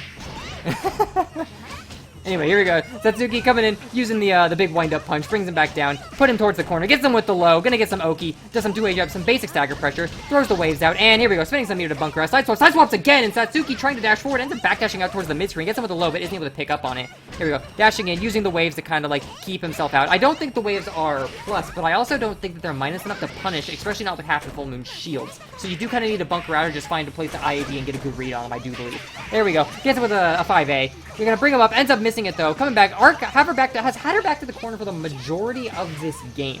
So she's having a bit of a hard time getting out. There we go, jabs him out, but oh no, not able to really pick up on it. Gets him with a counter hit, JC. Here we go, this could be a lot of damage coming out of Arc. Bringing him all the way to the corner from the other side of the corner. 3.2k, 3.4k. How much more are we gonna get? 3.5k, 3.5k is where it's gonna stop. Jumps up to bait the heat. Actually baits it, brings him up, takes him back down. Doesn't get as much damage as he would off of a C-moon character because full moon characters do get all of their health back, or the red health back, immediately after heating. But the fact that he was able to bait that got more damage than he would have otherwise, and now Satsuki doesn't have any meter. So getting any kind of strong conversion, it doesn't matter. It doesn't matter, he's just dead. I was gonna say Satsuki can't really get any strong conversions without the meter now, but he's just dead. Next round starting, Satsuki's gonna have more time to get that meter back. Here we go, Dork just kind of like, you know, playing back, using his JCs, spacing, doesn't really want to get too close to Satsuki, since that there is this kind of middling range where because Satsuki has a step dash rather than a run, there is this kind of middling range. And while Satsuki can carry herself very far with her normals, if you're right outside of that range, she has a very, very hard time catching up to you. And since Arc can be very fast with her run and just like starting a run and super jumping, Dork can be very, very mobile and very hard for her to catch, and it seems like that's the angle he's trying to play. He doesn't really want to be close unless he's pressured. He wants to maintain a kind of full screen spacing so that he forces Satsuki to have to come to him, and he can punish Satsuki's movements if he uses too many, because right there, right inside of Satsuki's range, she's gonna slide in at you. Low profile is a lot of moves. I don't think this Rox is crazy disjointed, but it will beat a lot of things, and now he's the one stuck in the corner. There we go, punches out with 6 CC, gets a lot of his 6AA, gets a bunch of his health back in the heat right now. If he does get hit, there we go, he's gonna auto burst out, which gives him the corner, so tries to go for a left-right, doesn't really get it though, but he is able to punch him on the way down. Eska mashing some buttons, but not quite in range to do anything with it. Bringing him up, taking him back down, bringing him up, 3.5k, what's he gonna do? Jumps and goes for a throw, but he's just a little too early, and Eska gonna mash out. Is he gonna get anything off this? No, he drops the combo halfway through. Maybe try to go for a reset, and the input just didn't come out. Goes for the command grab, and that's gonna be just barely enough to kill him. So that round's gonna go to Eska. Here we go, forward dash, or trying to keep that back pressure away from him and use those JVs to kind of keep himself away and space out a bit. Coming in with the hit grab, doesn't really get him though. Those 6 A's to mash out, there we go. Bunkers gets a hard knockdown, jumps up trying to base on the Satsuki, back dashes away, gets him with the 2B though, sweeps him, puts him all the way back in the corner. How much are we gonna get? Probably about 3.5k, that seems about where we'd be getting. 3.8k, well I'm gonna eat my words, 4.2k, that's way more than I thought, 700 more. Gets him with a counter hit JC over the top, but he isn't able to confirm off of it. Satsuki having a lot of trouble right now, jumping a lot to kind of try to like make it so that if he does get it confirmed, he's gonna have a harder time confirming anything really big off of it. But here we go, Arkward finally just backing off. I'm saying I don't want to try to reset you in pressure anymore. You're scary. I'm just gonna back off, and it ends up working out for him. Forces Satsuki to move, and when Satsuki's forced to move, he's able to sweep in with a JB, and now he puts him all the way back in the other corner, all off that one hit. Gets him coming back down, and that's gonna be the next game going to Dork.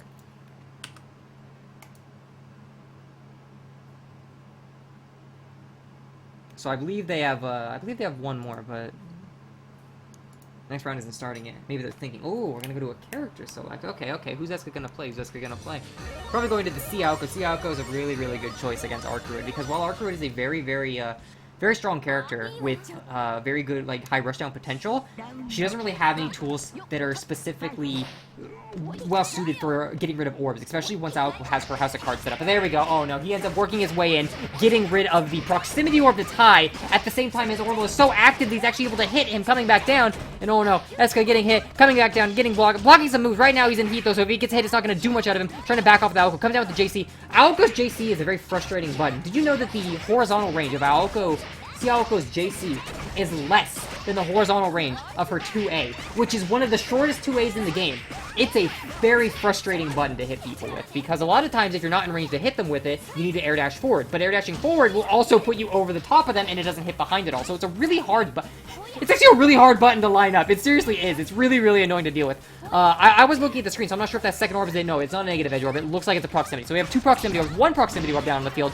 Goes into heat, starts to rush at the yard, goes in for a 6A, starts some basic pressure, pushes him out a bit, pokes him with the laser, but then brings it back up. He's not really putting any of these orbs down. You'd think, usually when you see a c-aoko versus Arcuid, c-aoko wants to play around negative edge orbs as much as he possibly can. And get those negative edge orbs down and then never leave that fortress. Zone a lot with laser rain, keep the negative edge orb out and play around it, poke around, protect the orbs, and the orbs will protect you. A lot of Aoko players will place their orbs, and then they just are like, well, I'll place an orb. That orb will keep me safe, and they think they have all the space in the world, but if you don't protect your orbs, they're not really much of a threat. You need to protect them so that they will also protect you. Ooh, has really good timing right there. The internal clock he had to know when his orb was going to pop, to bring him over with proximity and push him into it, was really, really good. It forced Arcuid to have to backdash further into the corner, uses the B negative edge to bring him in, but he ends up bunkering out. Trades with the counter hit, but Arc going to come out over the top of him. Goes into heat, so he ends up not actually getting a good confirm off it. Comes down with a air dodge, but he actually has to take full landing recovery, so Aoko able to punish it. Coming back down, going for a severe break. He's going for a severe break. What are you trying to meet that lane? He's not air movements. He's not air movements. He's trying to meet his landing with severe break. Actual madman. With that kind of space, you'd think he'd want to place a negative edge orb, but he doesn't really seem too fond of them right now. He really doesn't seem to like to hold his orbs in pressure. Ends up DPing out. What's he going to do off that? Nothing really. Places the proximity orb, which gives him a trade, but he still isn't able to get too much off of it. Goes for a poke with the laser. Our Arch just, like, completely ducks it, though. Here we go, jumping in over the top, using the wheel kick she has to kind of, like, create some zones. And here we go. Now he's got his zone. Here we go. Now he's got his zone. Aoko's... Oh, there we go! And the orb trades and brings it back up. Aoko is one of the few characters in this game who is, funny enough, very comfortable playing with her back to the corner. Because one of the easiest ways to fuck with the c-aoko is, if you know she wants to laser rain, run under her. Because laser rain, after being used, makes you take full landing recovery, you lose all of your air, and you lose all of your air options. So if you think she's gonna laser rain and you run under her, you can really fuck with her.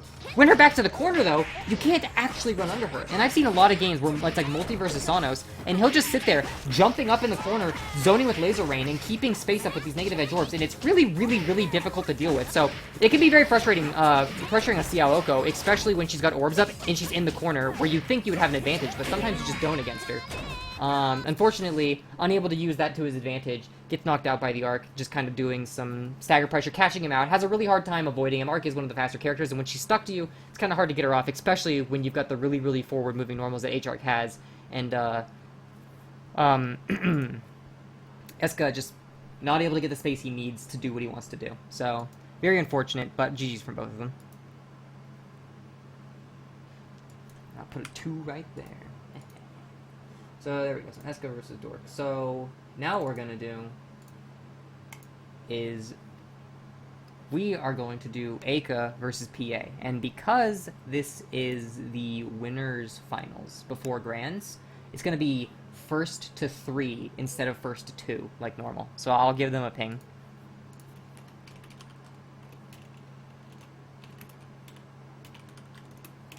There he is, at Eika versus PanickAttack.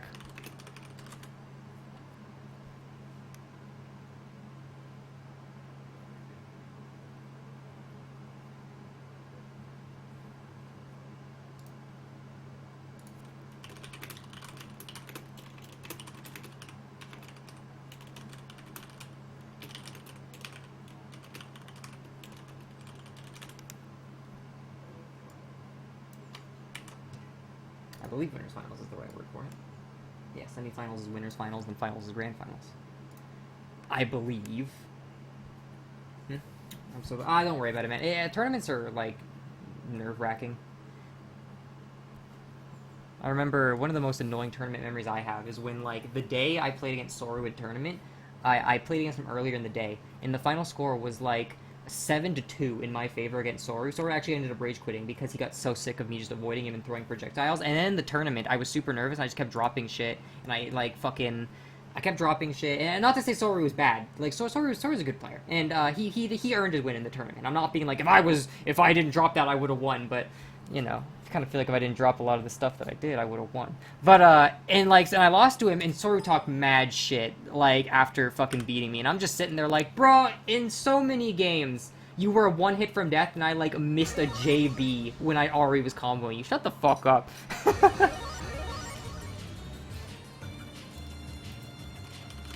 So, yeah, tournaments can be frustrating, especially when, like, it's against someone who's like, I know this character's, like, knowledge checks, and I know I can beat this, and you end up losing, and it's just like, oh, fuck me, dude. It's frustrating. So I feel you. Alright, so here we go. It looks like they're good to go. Okay, cool. So we're gonna have PanickAttack on the c-aoko versus Eika on the c-mech. This is one of the few matchups where, c-aoko is actually going to have to be the aggressor to an extent until c-mech, or until he gets a good hit on c-mech, because c-mech is actually very, very good at outranging Aoko and just stopping c-aoko from doing a thing. It's like, you want to place proximity orbs? That's fine. C-mech doesn't need to do anything to, like, get anywhere near those proximity orbs. And when she does, she has ways to deal with it. You want to place negative edge orbs? C-mech has a very good way of, like, forcing you to block on the ground. And if you try to approach from the air, you're approaching into jetpacks, which is, again, as you can see, how are you going to approach into that? They're not unblockable, but they are very, very hard to jump at. And when Aoko is a character who lives and dies a lot of times on the fact that she has 3 jumps and 2 air dashes, and she needs to be able to leverage that as much as she can in so many matchups, having that cut off from you is really, really crippling sometimes. But the downside to Mech is that once he's got him in the corner, gonna have a hard time getting out. Here we go. He gets a read on the laser coming out, hits it with a severe break, and being c-aoko, he's got meter still to go into heat, and meter is so cheap on C-Moon characters. It doesn't even matter. Eika, though, comes in with the homing, what does Mech call them? Homing missiles? I don't think she does, but, like, you know, the little homing beams. Gets him out of the severe break. But Eika, one hit from death right now. Ooh, uses the negative edge orb. Paw brings it up to force Eika into block stun to bring him down into 3C range. Very well played by PA. You don't see a lot of use out of those orbs oftentimes on c-aoko, but when you do see them, there's usually a very, very good reason for them coming out, and that was a very good use of that orb right there. Comes out with the laser rain. Laser rain is one of those moves that, even when it's out and it looks like it would hit you, it's still not entirely active just yet. So a lot of times you will see laser rain come out, and you will still see the Aoko get counter hit. Here we go, using some basic stagger pressure, though, gets with the 2C, unable to bring up the combo, though, and Eika throwing him back into the corner. Comes with an overhead, and then, oh no, gets him with a low. Throwing him on the other side, going for a reset, goes for a fake high into a low, but PA ends up heating out, gets his proximity orb destroyed, so Eika protecting his space really well, goes into a barrier. Eika doesn't want to approach this at all. He's just trying to protect that airspace and not let PA get any of those ground orbs. And oh no, but Eika just goes in, not patient enough to sit back and just, like, wait out the timer against c-aoko, ends up getting hit by the negative edge orb. PA popping it, trading with him, puts a c-edge orb down, uses it to get some frame advantage, but it doesn't really work too out for him. Oh no, the missiles I keep saying doesn't able to, like English isn't my first fucking language.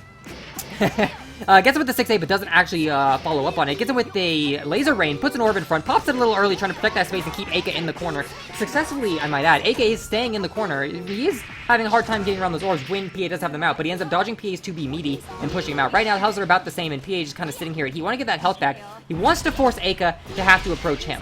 And Eika also being a C-Moon, though, could go into heat whenever he wants at these ranges, and force PA to have to come to him. It looks like Eika's probably sitting on his meter to try to wait for the time to be low and then go into heat. PA, while on paper, it looks like has the advantage right here through the health advantage. Eika's the only one with meter to actually capitalize on having more HP. He's gonna go into heat pretty soon, right about now. No, Eika never does it. He either underestimates how much recovery the missiles are gonna have or doesn't think PA is gonna laser, and he's not able to get his heat out. So the first game is gonna end up going to PA, not able to tip the tides in his favor like Eika probably wanted to. PA probably thinking the exact same thing I was thinking over here, that Eika was just waiting to use his meter to get that HP advantage, and he was just waiting for that 1 second mark. I don't care if I trade with missiles. I'm throwing out a beam so you can't get a higher health lead.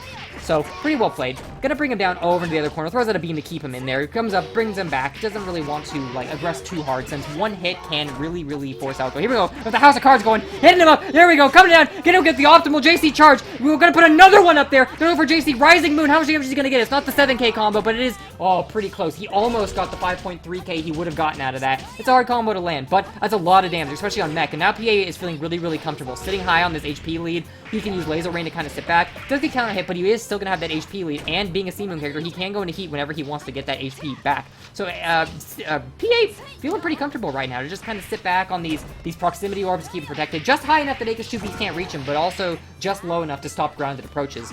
Pretty well he placed. Wow, you don't see that hit very often. Hits it with the JC on the way down. Right now, Eika's going to have a very, very hard time. He's either going to have to go into heat to get that health pack, and oh no, PA going into heat though.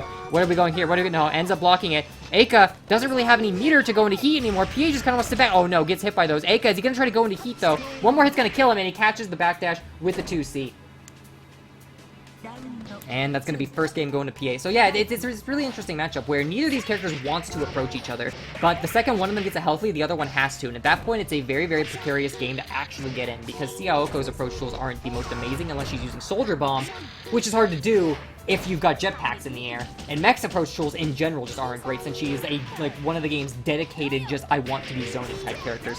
Gets mashed out of his own pressure. Gonna bring him up, take him back down. Is he gonna place a negative edge orb? No, just kind of sitting back. They're trying to get a feel for what Eika wants to do. Shooting the missiles and then putting a laser out to punish him just in time to block the next missiles. Comes in with the JC, hits him, gonna get him, bring him back down, go for the corner carry route with meter, bring him over. Is he gonna go for the unblockable? No, what's he doing? He went for the unblockable, but Eika using heat to completely avoid it. Normally when c-aokos do that route, you see them place a far negative edge orb to either maintain complete pressure, give them a mix-up on wake-up, or they pop the orb early to force the person to have to take their meaty.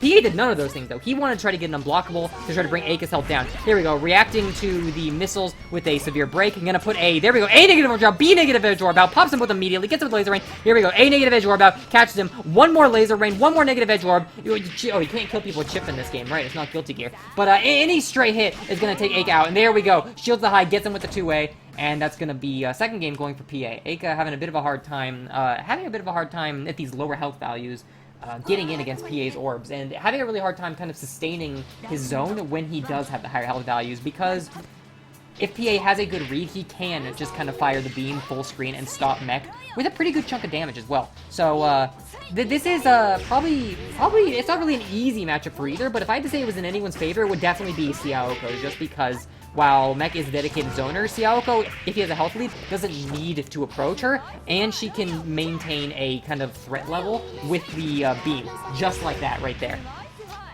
Bring it up, PA is kind of sitting really, really high in the air, trying to throw, safe laser rains out, get these proximity orbs out where he can to give him something to retreat back to when he needs to retreat. Putting a negative edge orb over the top of it. Oh no, Eika just grabs it, Eika sees he puts the far orb, and he knows he wants to try to push him into it, so Eika, he's ready for it ahead of time, ends up grabbing and throwing it back. PA gonna go into blood heat right now, he's gonna be looking for a last arc. Doesn't look like he's gonna be looking for a last arc, looks like he probably just wants to just go into blood heat just because he just wanted HP back at the time, and maybe he would get a severe break, but no, doesn't get either of them. Eika throws him and ends up waiting out the blood heat. Gonna bring him over to the corner, no, ends up coming in. PA doing a really good job of landing these JCs with Aoko. They're kind of hard to hit with, but yes, if Hisui is, Mech Hisui is committing really, really hard to those zone tools.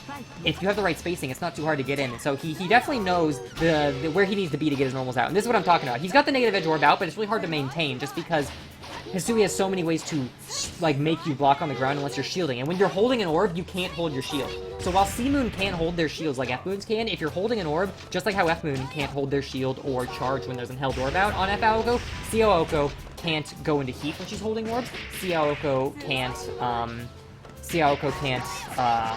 hold her shield when she's got held orbs out either. So while having a held orb out is nice, if Hisui doesn't have to or wants to approach into it, sometimes it just kind of limits what you're actually capable of. Jumps in and gets in with the anti-air grab, going into heat mode to get a lot of that health back. Just kind of wants to play defensively. No, goes in. He doesn't want to play defensively at all. I've changed my mind. You know what? It's probably a good call that he wants to go in and play more offensively because, oh, gets him with the heat with the far negative edge orb. Bring him up. Bringing him up, taking him back down. What's he going to do? IAD's in, but he doesn't actually use a button. Then gets Eika with the 2A. Eika probably thinking that he was going to use, maybe 5B and then place a proximity orb to go for a throw mix-up, or that he was going to come in with he was going to IAD and JB, then do his second air dash thinking, but PA just came in, did none of that, took full landing recovery, and it probably just had Eika dumbfound. He didn't even think that you would do that. Why would you leave yourself so open? He probably wasn't ready for that option just in general, and he hesitated, and that hesitation gave PA the chance to jab that 2A, kill Eika, didn't have enough health to survive one more combo. So that's going to be PA going to Grand Finals. My voice correct. Grand Finals for PA. And now we're going to go down to we're going to revisit our good friend, the losers bracket. And we're going to be getting Allan and Dork on stream. So here we go. Callouts versus on stream. On stream. There we go. This might not be too bad, but the mech's not the best matchup. Yeah, it's hard. It's hard. Like I said, I don't think that's like I don't know if that matchup is crazy in Aoko's favor, but now that I think about it, and after watching the matchup play itself out, that's probably, yeah, Aoko's probably got the upper hand in that matchup for sure. Because Aoko has the ability to play back and play up if she really wants to, but Mech really just wants to be playing out, and if she has a hard time doing that, it's like, oof. You gotta approach Aoko. Like, that's hard. Aoko is one of the most aggressively unapproachable fucking characters in the game. C-Aoko. F to an extent. H is just worse C. But, yeah, Aoko can be in the right hands. One of the most aggressively unapproachable characters in the game. So, you know. Now, that can be hard for Mech, assuming that Mech doesn't have the zone game go out the way she wants it to. Alright, here we go. Dork versus Allan.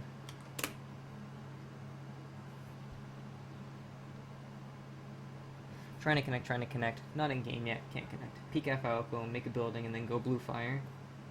Blue fire, you make a joke about that, but blue fire is actually a very, very good stay away from me tool. Like, everyone sees blue fire used as just an in-the-corner mix-up, because that's what it's best for, that's what it's really, really good at. But, I can't tell you how many rounds I've won, and how many times I've saved my fucking skin, just because, I do something. Or I throw a fireball, and I see the fireball's gonna miss, and I'm just like, oh shit, and I instantly just go blue fire, just in neutral. And it's like, even if they block it, they're stuck in the air blocking it, and I'm safe. So it's like, it kind of sucks that you can't use it to its fullest mix-up potential, but man, it protects space. Like, that is 100 meter very well spent for how much space you can protect with blue fire sometimes. It is an incredible move with blue fire. It's insane. Alright, so here we have. So let's see who is who. We've got Allan on P2. And Dork on P1. Yep. Set their scores to 0. Tell them they can go.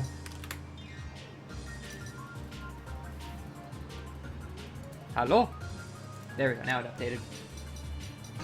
Yeah, I don't like full screen zoning much either, myself. That's why when I started getting good at c-aoko and I realized what it meant to play c-aoko well, I stopped playing her. I love her a lot. She's so much fun to pressure with, and her negative edge orbs are my favorite ability of all time. They are so cool.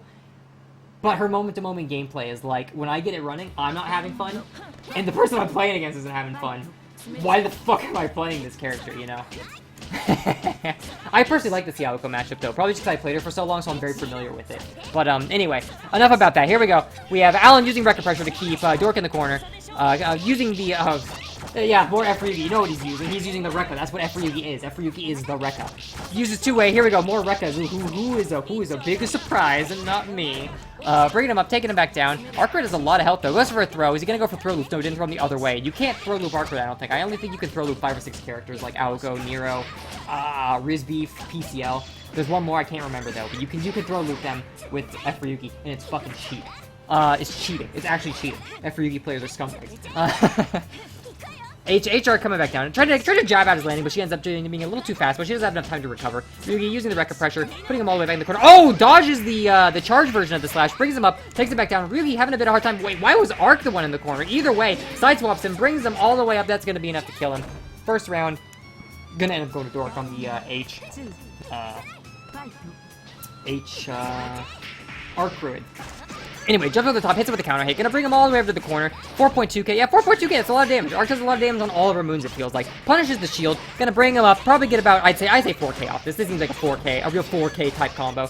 Yeah, there we go. 4.1k. I'm about right. Here we go. And he could do something pretty crazy and pressure if he wants to, because he is in heat.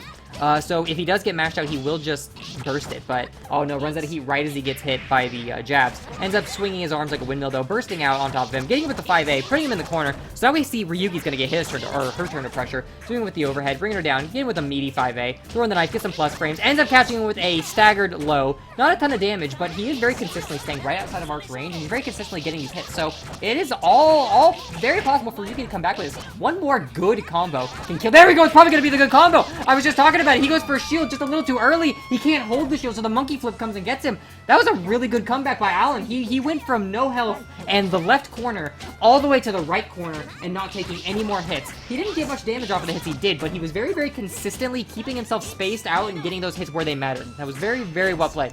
Getting him in the corner again. He's gonna try to go for a round 2 of that. Arc might be a little shook. Oh man, I just gotta come back. What am I gonna do from this? Goes into initiative heat. The punish him trying to come out after the end of the Rekka. Really well played, but unfortunately, Arc ends up sideswapping him. Gonna bring him back down. Invalid, but ends up getting with an overhead. Oh no, that wasn't even like a true combo. It ended up resetting on the A. What is Allan not blocking? Gonna bring him up, take him back down. Doesn't fit it, but oh no, resets him with the overhead. It's like fucking Eno players. Gonna come up, take him back down, throws him, and there we go. No, I played against an Eno today in Strive, who didn't do a single combo, but every single time she fucking hit me, she just did the overhead again, and she hit me with it like 6 times, because I kept thinking in my head, she's gonna low after she hits, or she's gonna combo after she hits, so I just started defaulting to low block, because after Eno does high, they always do low, and she just kept doing the overhead, and I'm like, will this guy fucking combo? It's ridiculous. Net players are so retarded. Once I knew she would do that, I killed her ass. Anyway, Arc would bring Ryougi up, taking him back over to the corner, bringing it back down, 3.7k, 3.8k, we're gonna get 4k right here, slash, invalid, but yeah, that's gonna be 4k. Gets him with the left, right, ends up on the left side, but isn't able to capitalize on it. Ryougi pushing buttons on his wake up, and he's gonna get brought all the way to the right side, and he's gonna be taken out. One more game, and Dork is gonna end up having this. Coming over the top, coming back down on top of Ryougi. Ryougi going in for the slashes, Ichni-san, whatever fucking Ryougi says when she does the slashes. No, maybe that's Hyde's right now. Either way, bring him into the corner, doing the Rekka pressure again, bringing him up. He's gonna take him back down. 3.5k damage, 3.5k damage. That's pretty good, not bad at all. Get him with the A, goes with the monkey slash. Oh no, the monkey slash isn't plus enough for Arc to not mash out. Arc puts you in the corner, lands on the left side, left, right, so you come on the other side. He wasn't ready for it. Arc gonna put him into the corner, pick him up, bring him back down.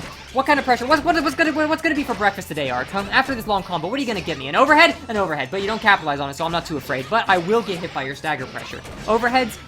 Not my kind of meal, but stagger pressure? That's very tasty. I'll eat stagger pressure. And there we go. So round 2 gonna go to Dork, and Dork is gonna go versus Eika now.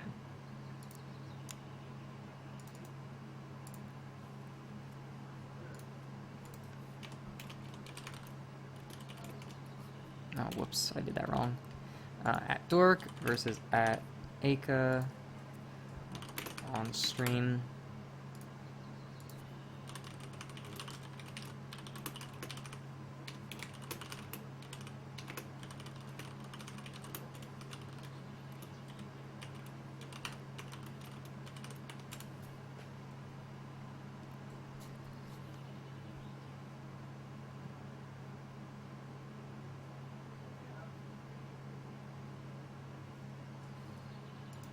Alright, got him all set up. An overhead? An overhead. Yeah, I mean, what else is she gonna do? It's not like she can't, like, pop an orb, and she can't, like, use, like, the amazing Kohaku Plant Oki. Like, it was gonna be an overhead or a low or some dumb shit, so it's like, I don't know.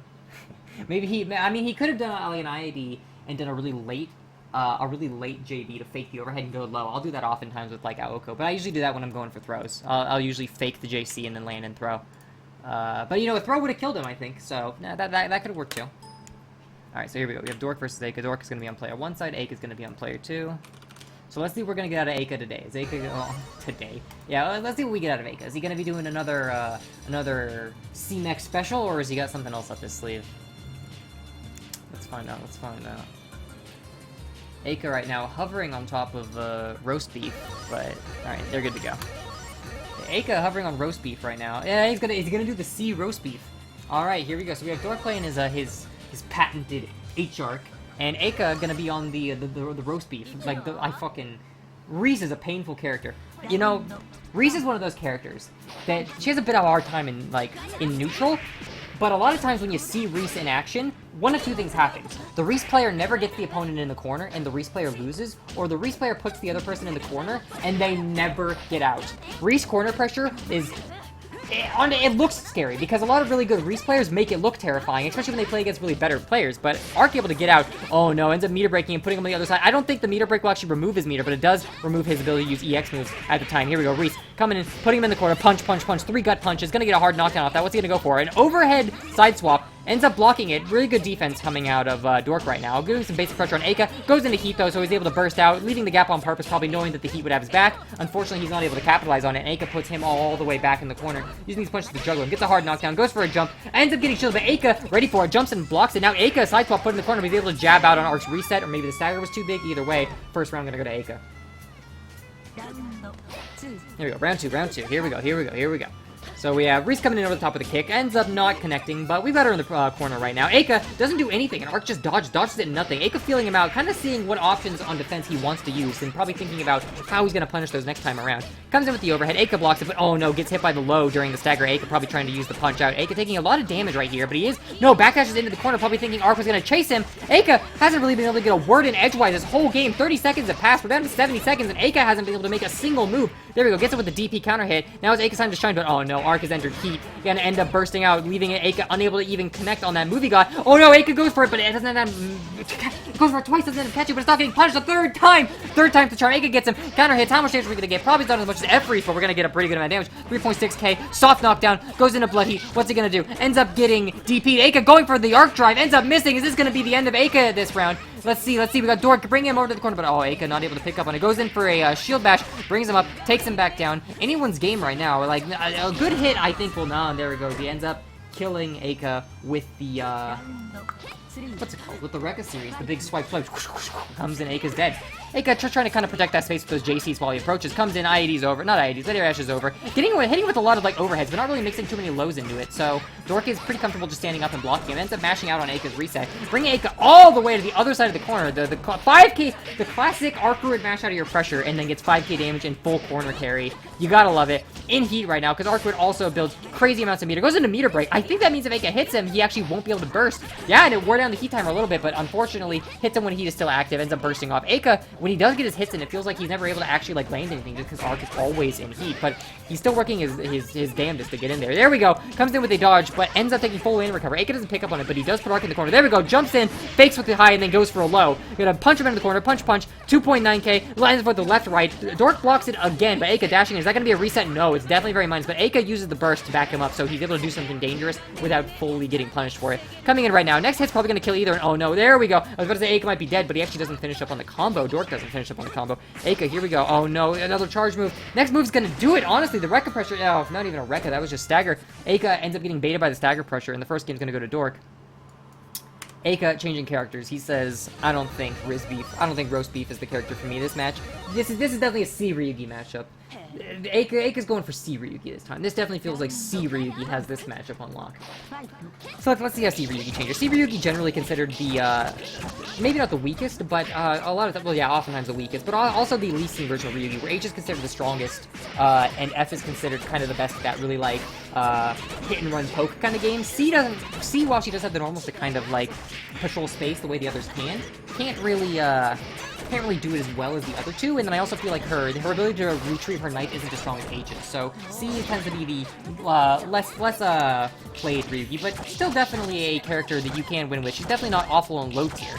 Okay, but she might not be high. She might be on the lower end of mid tier, but she's not an unwinnable character, especially not in the hands of Eika, who seems to be able to make almost any character work. Flipping over the top, left righting Arkward, bringing her down. Knife flips up. Eika doesn't retrieve his knife though, getting pushed back to it. Bunkers out. He's gonna go for the knife. No, he's not gonna go for the knife. He's just gonna catch the back tech, and that's gonna be first round going to Eika on the c-ryougi. Yeah, c-ryougi. There you go, Eika side swapping. That is one of the unique things the c-ryougi can do, that where she like clips your ankles and then side swaps you. That gets me almost every time someone does that to me. It's a really weird move that takes a while to get used to. And since Ryugi doesn't get played off, and I feel like even the better players probably get caught off by it every once in a while. Goes for a drift mix-up, ends up being blocked, but there we go. Comes in, spins in after clipping the ankles, does the Rekka series, comes up, is he gonna get much off of it? Yeah, falls down all the way with him. That probably would have granted a hard knockdown, lets him get close to the ground, goes into blood heat. It looked like Eika was gonna try to go for the unblockable, but he got just a little bit too close and got mashed out. He's gonna get brought all the way to the other corner by Dork's Ark. Ark also going into heat right now, so the next hit that Eika lands on him, unless it's in the air and he's able to air throw him out of it, which he isn't, is gonna end up getting heated. Eika heats through, but our windmills are arms in the air and it ends up getting him even out of his dodge. Eika not looking too hot right now. It's probably gonna take 2 more combos to kill Ark, but with the amount of HP Ryugi has, 1 more hit's probably gonna do Eika in. It goes for a dodge, and oh no, not too much recovery. Not able to pick up on Ark after Ark windmills her arms in at him. Is this gonna be enough damage? I don't know. She might get enough damage if she uses meter. No, too much proration on the A starter. Not enough. Eika goes into heat, so he's gonna have enough health to probably take maybe one more combo. Ends up hitting him, but he's not able to confirm off, and next hit's probably gonna kill whoever comes in. Rekka's in, gets him with the low. Next hit's definitely gonna kill whoever, and he goes for the dodge. It doesn't actually dodge anything, though. Windmills his arms at him, and it's really, really hard to dodge A-buttons, because A-buttons recover so fast in Melty Blood that if you dodge an A-button, they're just gonna swing at you with another A-button and hit you on your recovery. Eika jumping in, missing the normal, but doesn't actually get his landing recovery punish. Goes for the unblockable, gets a hard knockdown, goes for another unblockable, but Eika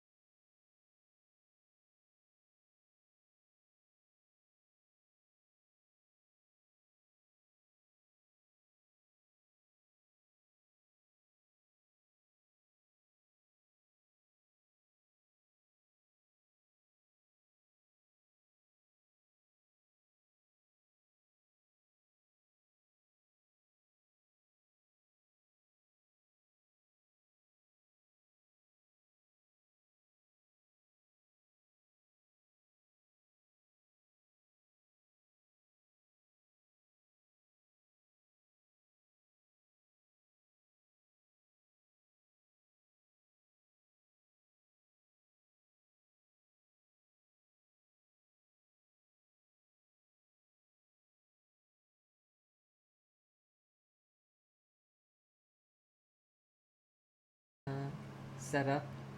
And then, oh no, it's crossed. He's gonna bully me.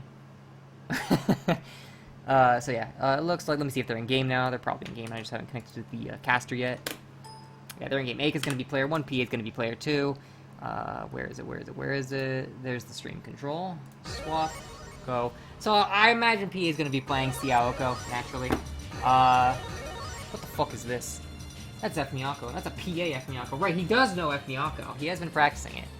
I think he also played f-aoko for a little bit, but he ended up going with the Miyako pick. Alright, they're good to go.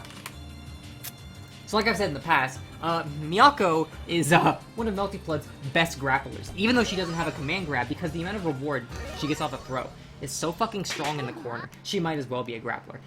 But the problem with Miyako is that because she does even more damage off of a good hit, you don't want to try to break her throws, because if you try to break a throw and you like fail to, you will be punished for like 60% of your health. It's insane.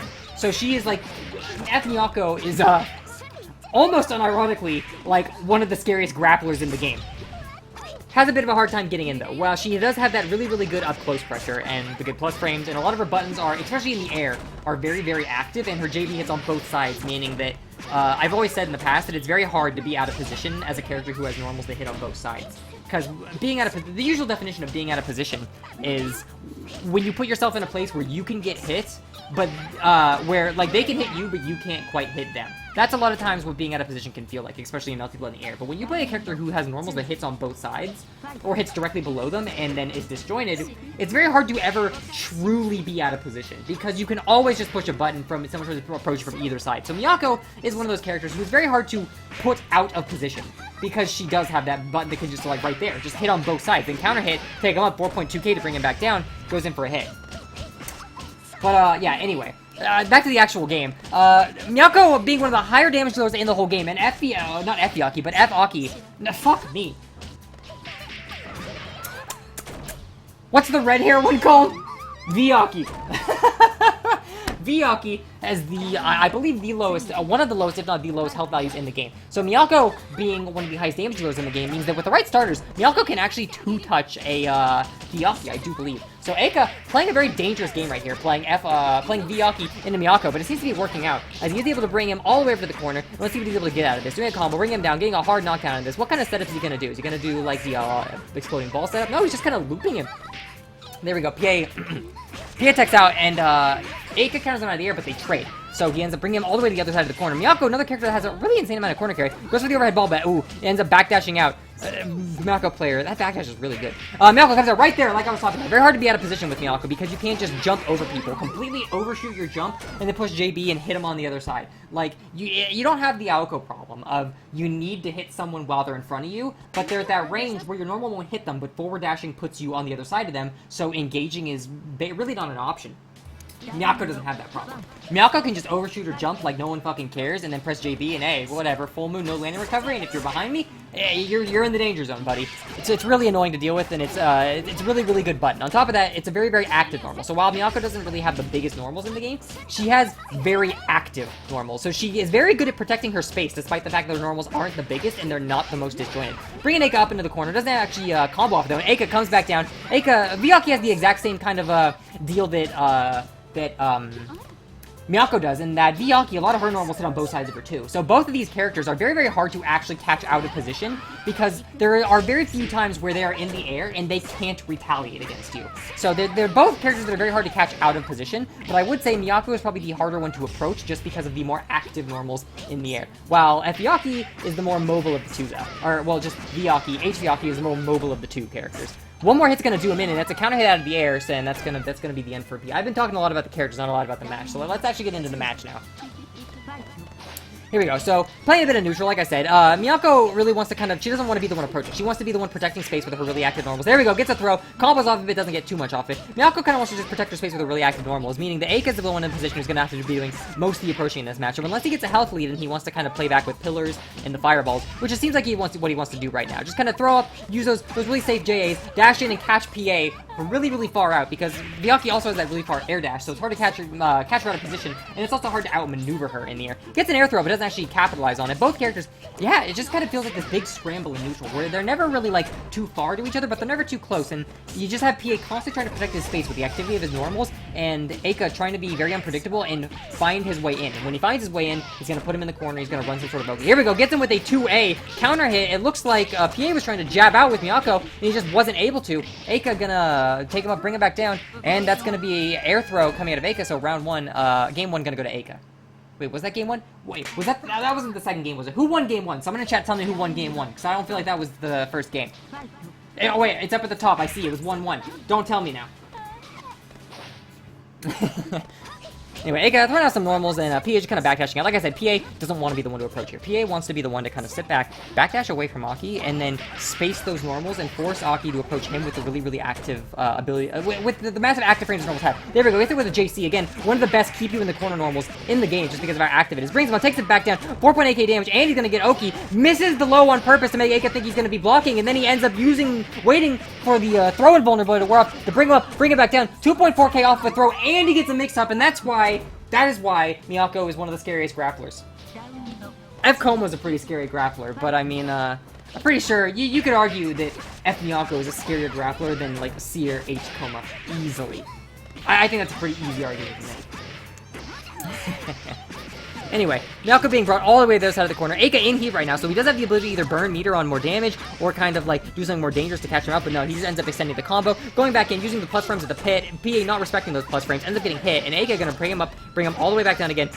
What's he gonna get? 4k damage right here? 3.8k? Not bad, not bad.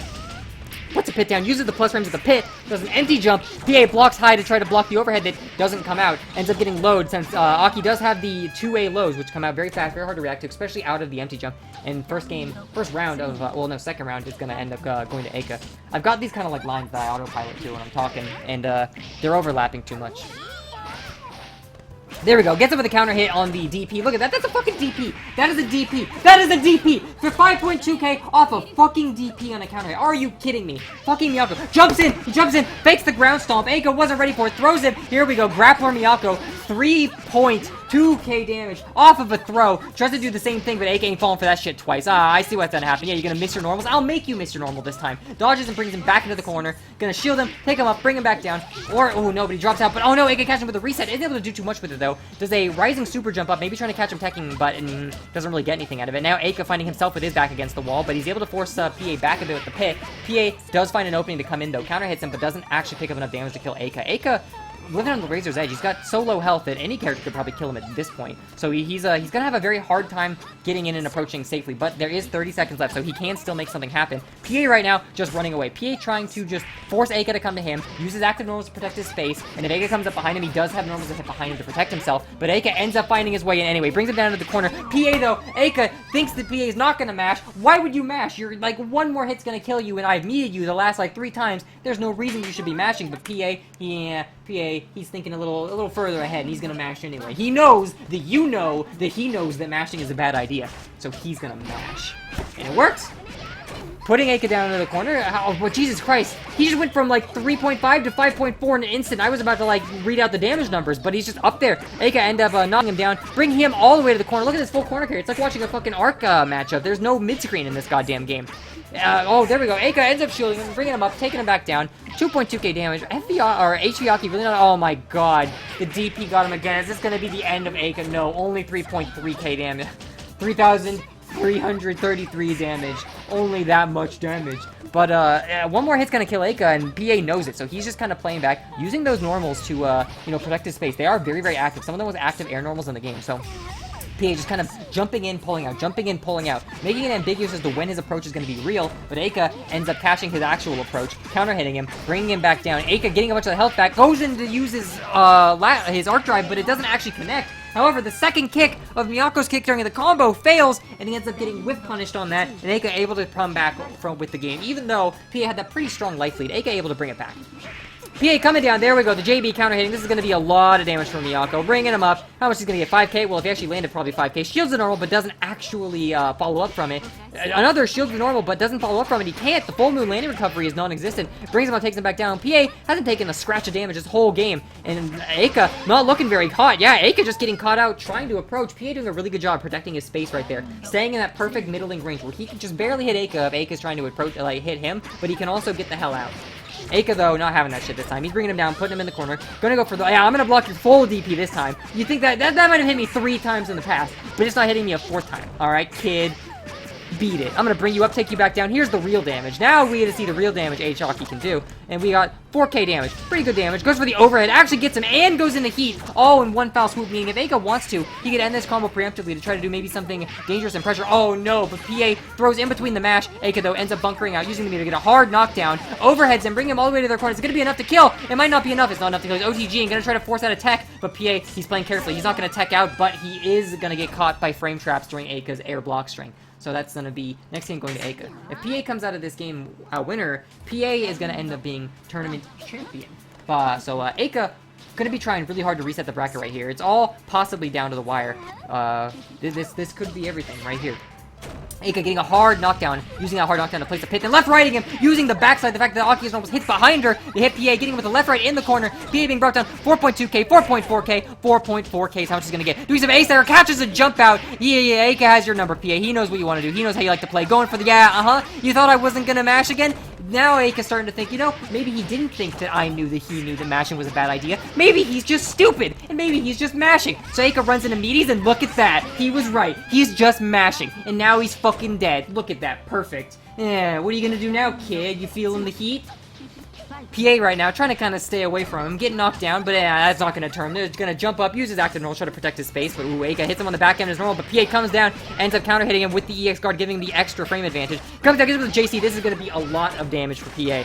Bringing him up, taking him back down, using the meter move, 5.6k, he's going to get a mix out of this, no mix, but he will get a meaty, jumps up, goes high-low, staggers, gets him with the stomp, Eika able to take out the PA, not able to do anything. Eika really low on health, and even just a throw raw will probably kill him. This has been a really, really rough round for Eika. PA made some good adjustments in neutral, able to get out, but Eika, oh no, Eika's got him in the corners. Eika gonna have PA's number this time, and PA just throws, he isn't able to kill him though! What are you doing, Eika? Eika's saying to himself, I thought you were smarter than that, PA. I fucking killed you last round, getting all your mash, and you still found another way to mash on Wake Up, and he ends up knocking him out of the air. Man, that's gotta be frustrating. If I was playing, I'd be so frustrated that, like, I have fucking killed you 2 times now, because you won't stop mashing on Wake Up. And instead of mashing on Wake Up, you throw on Wake Up? That's just mashing on Wake Up! What are you doing? And Eika's pissed. Overhead, yeah, oh, what was that, counter hit? Yeah, you still mashing? Beat it, kid. Air throw, yeah, I know what you want to do. That's it. We're no more games anymore, alright? I've got your number. I have the retard hand. Oh, shit, I said it again. I got the idiot handbook right here, and I know what you idiots like to do, and I'm just gonna fucking follow these rules to a T, and you're gonna be fucking dead. Watch this. I'm gonna meaty you. Not a meaty, an overhead meaty, though. And then a raw overhead. And now I'm in heat. So what are you gonna do? Hit me? I'll just heat out. Oh, look at that. I'm not afraid of you. Yeah, that's right. Come use your jumping normals. Oh, frame advantage? I don't think so. And there we go. That's gonna be a bracket reset coming out for Eika. And, gonna go to a character swap. So, bracket reset, anyone can... Bracket reset. So, now, since the bracket reset, I'm gonna say anyone can swap to any character if they want to. Because, so Eika doesn't have to stay on his character. Normally, the rules are, if you choose a character, you can only change Moon on win, and you can change character and Moon on loss. But since it's an entire bracket reset, we're gonna treat this like a whole new set. So Eika is going to be able to change his character. So Eika, it looks like, I don't know who Eika is gonna swap to, but PA swapping to the c-aoko, he's getting serious, and Eika might be playing the f-sion. I hate f-sion. I fucking hate f-sion. I know about f-sion. I spent like a week playing f-sion, and I hate that character. I hate playing her. Her game feel sucks. But Eika's gonna do it. Eika's gonna show us all who's boss with his f-sion skills. So let's see what Eika's got right here. The f-sion versus the aoko. Sion versus aoko. This is actually kind of a iconic in a way matchup, because Chen and Yu are both incredibly strong, Aoko and Sion players, respectively, in Japan. And while Yu plays C-Sion, Chen will play both F and C-aoko. So One thing about that f-sion can't really do as well as c-sion can do is that c-sion's ether-like ground can catch people out of the air really, really well. So a lot of times c-aokos want to jump back and use the laser rain, or they want to jump back and place an orb, and c-sion can just ether-like ground and snatch them right out of the air. And it can make it very, very hard to get your game plan started as Aoko against a really, really alert and a really active c-sion. Like I said, though, this is f-sion, not c-sion. F-sion can't do that. F-sion's just kind of got those tools, but they hit a little lower. She has better frame advantage. The most annoying thing about f-sion is that she has command normals set to all of her forward inputs, meaning she can't carry running momentum into any of her normals. Not her 2B, not her 5B, not her 2C. Well, not her 2C, I don't think, and, like, not her 5C really either. So she's a very, very, like, weird, kind of shitty game feeling character to play, just because, like, she can't move and carry momentum into things. It's very hard to explain. But anyway, back to the matchup. We have PA with his back against the corner, getting air thrown back down into the corner. f-sion bringing him up, taking him back down. 2.3k damage. Really not a lot of damage. That is one of the weak things about Sion's throw, is that Sion's throw can be ground tech. So a lot of times, if someone, like, techs your throw, if you throw someone and they tech forward and you fell straight down, you can punish that. But if they tech neutral, they have time to jump out again, and it's really, really frustrating to deal with as a Sion. So there we go. Ends up getting hit off to his own Oki. PA gonna bring him up, take it back down. What is PA gonna do? PA's probably gonna... No, PA isn't gonna go into heat, but no, he isn't able to avoid the gunshot. I knew PA knew that the gunshot was coming, and that's why I thought, nah, PA's not gonna go into heat right here, but the gunshot ended up getting him anyway. He was just a little too low to the ground. There we go. Laser rain, protecting his space. PA going with the 3C to try to catch him coming up, but isn't able to really capitalize on it. Has a proximity orb down to Eika, dispatches it very quickly. Eika going straight into the air, not gonna push himself back to have to deal with that, but oh no, the proximity orb actually ends up getting Eika anyway. Like I said, Sion's throw is ground techable, so PA just techs right out of the throw, and he knows that Eika can't punish him because he's going to be forced to block the proximity orb right there. Really well played by PA. Eika, though, going into blood heat, so right now, if he gets a shield, he could last arc Eika for, or last arc PA for a lot of damage, but he's probably not going to, and the blood heat version of Sion's arc drive is actually worse than her normal version because she runs instead of it just instantly coming out without a super flash. So it's a bit harder to use. Sion gonna come up. I don't think this combo's gonna kill, but he's gonna get a fair amount of damage. He's gonna tech out, and he's gonna respect the tech. Comes in, uses the gunshot. That's actually minus. No, that is plus. But Eika doesn't do anything off it. He uses the gunshots, and PA respects it. You know, maybe it's not plus, actually. I don't remember. I know that single gunshot is like -2 or something, and it's very good for frame trapping. But multi-gunshot, I think multi-gunshot might be plus, but don't quote me on that one. I might be thinking C-Sion again.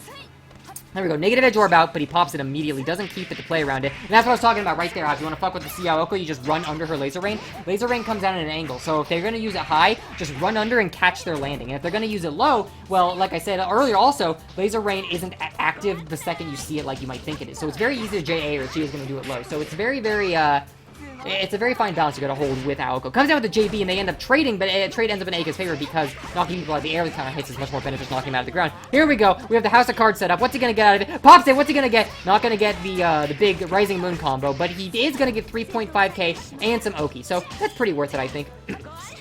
Uses the big prox orb to keep him in the corner. With the IAD-JC hits him. There we go. Counter hits with laser rain, but he's not close enough to get anything. And oh, right there. That's hard to watch. You see, remember earlier when I talked about how Aoko's normals don't hit behind her? So there's these really wonky ranges where if you air dash, where your jumping buttons aren't in range, so you need to air dash to get close. But air dashing takes you over the top of people. Right there was the perfect example where PA he wanted to hit Eika with a jumping normal, but he was just slightly too close, and he went over the top of Eika, and Eika was able to just punish his landing. You hate to see it. You really do. It's really frustrating. c-aoko's JC is a really, really... Man, that button causes a lot of grief to Aoko players. But anyway, PA doesn't seem too shaken by it. He's still playing the best he can. Ends up getting counter hit by Eika, though. Eika taking him up, bringing it back down, uses the gunshot to kind of space him, gets a counter hit, brings it back down. Really not getting too much damage out of these, but just kind of using gunshot to keep him at bay, sliding in. Eika doesn't really want to reset PA, since resetting PA right here kind of might turn into, you know, Orb Oki. But able to shield him, bring him up, and then use the EX, I don't even know what you'd call that. I don't know, crotch command grab? Whatever he does. Oh, what is that move called? Like slide head? No, that's Potemkin. I don't know what that move is called. But he used it. And PA is dead. Ends up tripping in with the wire. Gonna go for a left-right. Ends up on the right side. Gonna get him. Is he gonna go for it again? Nah, he's not gonna go for the left-right again. This time he's just gonna go for damage. Ends up failing to pick up the combo. That combo is really, really hard to do. Like, seriously, f-sion, like... is a character who, like, if you want to do her basic stuff, really doesn't have a very high execution floor. But, like, if you want to do her good stuff, she is really deceptively... Her combos, like, actually have a really high, like, fucking execution, like, ceiling, execution floor, I guess. I don't know. She's fucking hard to do her good combos with. Shields PA, brings him up, ends up comboing him, and he's gonna go and make us watch this whole, like, dolphin smash as he brings him all the way to the corner. So here we go, here we go. PA coming up, trying to protect with Laser Rain, but there we go. Like, it looked like Laser Rain was out, but he barely got counter hit. If you stick on Aoko, it's very, very hard for Aokos to ever actually get their game plan going. Comes down, catches him doing the neutral tech right there. That's how you catch neutral techs, and if you were Aoko, you would have wanted to tech forward to avoid that. Unfortunately, it's just RPS, and he ended up guessing wrong. Here we go, gonna put Eika in the corner. Is he gonna hold an EX orb, or is he just gonna... Yeah, here we go. Has the House of Cards set up. What's he gonna do? Jump back. Ooh, Eika holds and he pops a little too early, but he goes for a second Stinging Shield, ends up getting swept. PA, though, uses Laser Rain to keep himself safe from DPs. Unfortunately, though, not able to pick up on the counter hit. And Eika just sitting full screen, firing gunshots at Aoko. Aoko, though, goes into heat, but he's not going to be able to capitalize on it, because here we go with Eika with the left-right, lands on the right side, and PA not ready for it. Going to take him up. That's going to be the end of PA for a second round. So Eika on round 2 having a bit of a hard time against, Eika Sion. He's getting a lot of his laser range shut down when he's trying to laser rain. He's not really getting very many negative edge orbs set up. Eika making it very, very hard for P to actually just get his like House of Cards running that he wants to. Goes for the overhead. PA blocks at that time. I think that overhead is actually plus, but Eika ends up getting counter hit. PA bringing it back down. 3.3k, and look at that. He throws him across, and then PA charges back at Eika. He doesn't place the negative edge orb. He doesn't try to... There we go. Negative edge orb trades with him. Gives him a combo. But here's the thing: is you would think that PA wants to place a negative edge orb right about here, but he's not going to. He's just going to kind of run and avoid. Oh, wow, gets counter hit on the repeat magic, though. A lot of times you see Aokos hold the first cast so that they can run forward and then repeat magic and start pressure, but PA just did it raw and then did a second repeat magic. Ended up working out because Eika got counter hit, but it looks like Eika has been closing the gap in the health differences very, very quickly. Goes in for a heavy laser, but doesn't actually hit him. Puts him out of the back on the block, though. Gonna go for a arc drive finish! Goes for severe break, and it actually hits him. I didn't think that Eika was wind anything up, but PA, I guess, had a read, and it was a pretty good one, because it got him. Eika, though, jumps up, air throws him down. I'm sick of this shit. I'm bringing you back down to the corner. What are you going to tech out? Oh, he does tech out, but Eika able to DP on, Panic is a DP, you call it a Panic DP, but, you know, DP to protect himself, and it ends up working. PA, though, getting 4k damage. He's going to put Eika all the way into the corner. What's he going to get out of it? Ooh, delays himself to wait for a shield and ends up hitting him, but he doesn't capitalize on it. Now he's the one in the corner taking pressure from Eika. Full Moon characters pressures, but do have a lot of, like, they have super two-ways. They have really, really, really plus normal. So Eika here to just able to really, really throw a lot of stagger pressure. I don't think this combo is going to kill, but he is going to bring PA low enough to kill him with the next combo. Doing a lot of pretty good air strings. Goes for an ether-like ground on EX, but it doesn't actually hit him. PA going to bring him up, take it back down. Is PA going to try to go into a bloody? No, he's just going to go straight into heat. And Eika doesn't use the gun to, like, punish him for doing that. I don't think EX gun would have killed him, but B gun might have. Is this going to kill him? He is in the heat with the damage reduction. He is reducing the hits, but no, he's going to die. He wasn't able to survive with just barely any health, unfortunately. Sometimes that move is pretty notorious for sometimes leaving people alive with barely any health. There we go! Gets him with a counter hit on laser rain, but he doesn't actually pick up on it. There we go, puts him in the corner, but no. Eika shields it. Eika's been really pointing on with these shields. I don't think Eika has missed very many shields, and when he does miss them, PA is not really capitalizing on it, so I don't think Eika is really feeling like he is being stopped from shielding. He doesn't really feel threatened by a lot of PA's pressure, so PA's gonna have to try to make some sort of adjustment, or catch all of these more shields out, because right now, I kind of feel like Eika is winning a lot on defense in places where he shouldn't be. PA's just letting him get away with it too much. Like, my opinion fucking matters, so who cares. PA bringing him up, taking him back down. What's he gonna do off this? He's gonna play his negative edge orb? No, runs in with a 2B, ends up missing, but whoa! That, like, fucking, what is it called? Slide head? Who fucking knows? Caught him from all the way out there. PA with a sliver of health. Can't die to chip in this game. I was about to say might die to chip, but one more hit is gonna kill PA. He can't really set up, yeah. There it is. I was gonna say, he doesn't really have the ability to set up a Orb Fortress because Eika has that full screen presence with his gunshots, and you saw right there. Tried to place an orb. Eika did long gunshot. Does hit full screen, and you do lose all your air movements with Aoko when you use orbs in the air. You use laser rain, so he wasn't able to block in time, and he got hit by the long stream of bullets coming out, and that's gonna be his demise. So Eika's gonna come out on top. Pretty good comeback from Eika. It seemed like Eika wasn't doing so hot at first when he picked the h-vaki against the Miyako, but he ended up bringing the h-vaki back, and then he ended up bringing let me see, this was, no, PA didn't win this one. PA had 2 and then Eika had 3. Yeah, no, he ended up bringing it back and then swatched to the f-sion, which surprised me and made a lot of work with that. So, well played by Eika. Let's see if he wants to do the big boy interview. I remembered to end the tournament this time because I'm a real fucking smart guy. Oh yeah, right. I had to reinstall Windows, so my computer is a little bit you know, messed. My OBS options aren't the same, but I need to put the placements in. So we have Eika at first place. Let's see, what do we have here? We have Eika at first place.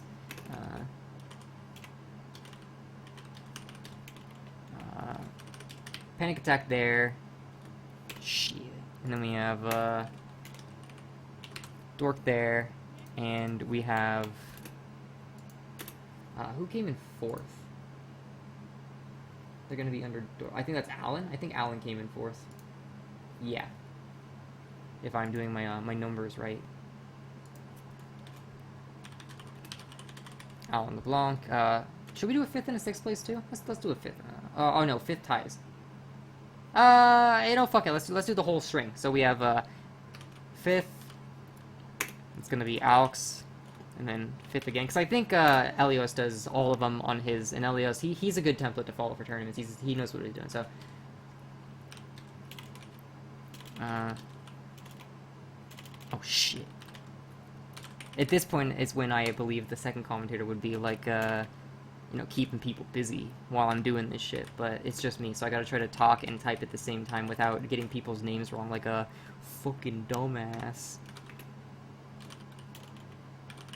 Alright, and then I hit, no, I almost got the name wrong, like a fucking dumbass. And then I do this. Hey, look at that, it's, let's see, should I do, position center horizontally? Hey, look at that. Came out better than I thought it would. Alright. So let's see if let's see if Eika wants to do the interview.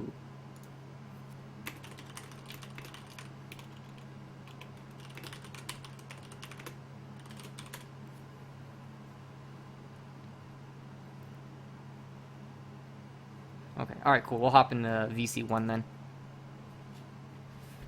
Alright, hey, you hear me?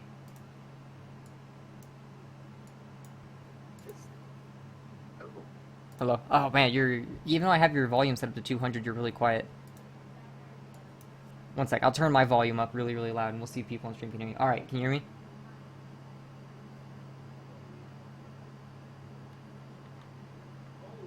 Yeah. Yeah? Alright. So, what's up? Is it fine? The microphone is a little bit, like, staticky, but I can understand you for the most part. So, like, why did you end up switching to the f-sion against the c-aoko when you saw him switch to c-aoko? I drank 2 cups of coffee today. I'm super hyped up. My hands are like up my brain. So I take f-sion because I have a multiplier. Wait, why? The mic cut out. I couldn't hear the last part. Fine.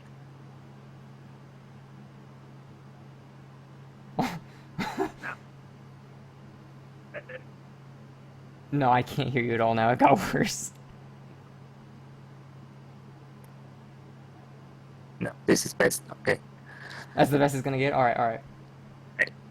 Basically, I have good autopilot with f-sion. Okay. Sion. I think it's Sion. Sion, Sion, yeah, I know what you mean. And I needed the autopilot because I drank coffee today. Oh, I see. So you were, like, too hyped up and you couldn't, like, calm down and harness your quan and, like, really think about what's going on? Coordinate my hands with my brain. So I needed 2 hands to the work and brain just watch the show. Nice. Yeah, I saw you pick it, and I'm just like, man, I fucking hate f-sion. I remember when I played her for like a week, and I'm like, oh, I can't figure out how to get that character to work. But hey, you got it to work, and really well, too. It seems like, I remember Chen used to say that he'll switch to f-aoko when he plays against you in tournaments just because he fucking hates playing against Sion as Aoko. So how do you feel like that matchup is against Aoko? Do you think Sion does well against Aoko to an extent? very well. Well, f-sion as well. I'm not sure about other scions, but well, other scions have JB, and that move is really, really good at clearing the orbs. Yeah. But f-sion also has a gun, which also clears all the orbs. I see. Yeah, that is true. All the ground level orbs. Yeah. And then I remember C-Scion has like the ether like ground that can hit really high, so it's really good for snatching people out. But it feels like you never really needed that. You just kind of like jumped at him. And I remember at one point you told me when I was playing c-aoko, back when I played c-aoko, you told me if c-aoko, you said like her House of Cards game only works if the other person is like not playing to win. So do you still just kind of feel like if you stick to c-aoko hard enough and just don't let her get the orbs out, then if you play the right character for that, like she just really can't get off the ground? I think I never said that. You did say that. You said that to me. You totally did. It was a while ago because it was back when I main c-aoko. But you said to me, you're like, I was like, man, you're really good at sticking to me. And you said if someone's playing to win, your little House of Cards game doesn't work very well. And I'm like, oh, I see. And you're like, that's why c-aoko has like such polarizing matchups. I meant something else. Maybe I think I meant that you cannot escape from the defense very well. I didn't mean that it's something wrong with Aoko. Oh, okay. I thought meant that it's something wrong with you. Oh, fuck. Okay.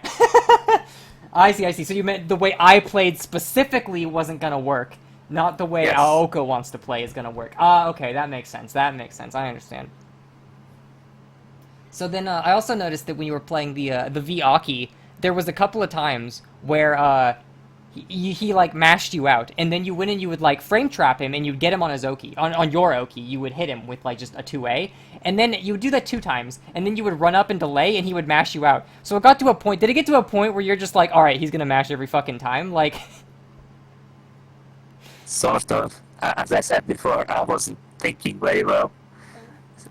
But when I get the oki, I don't have to think. I just do the oki, and then he just either gets hit or he does something. I see.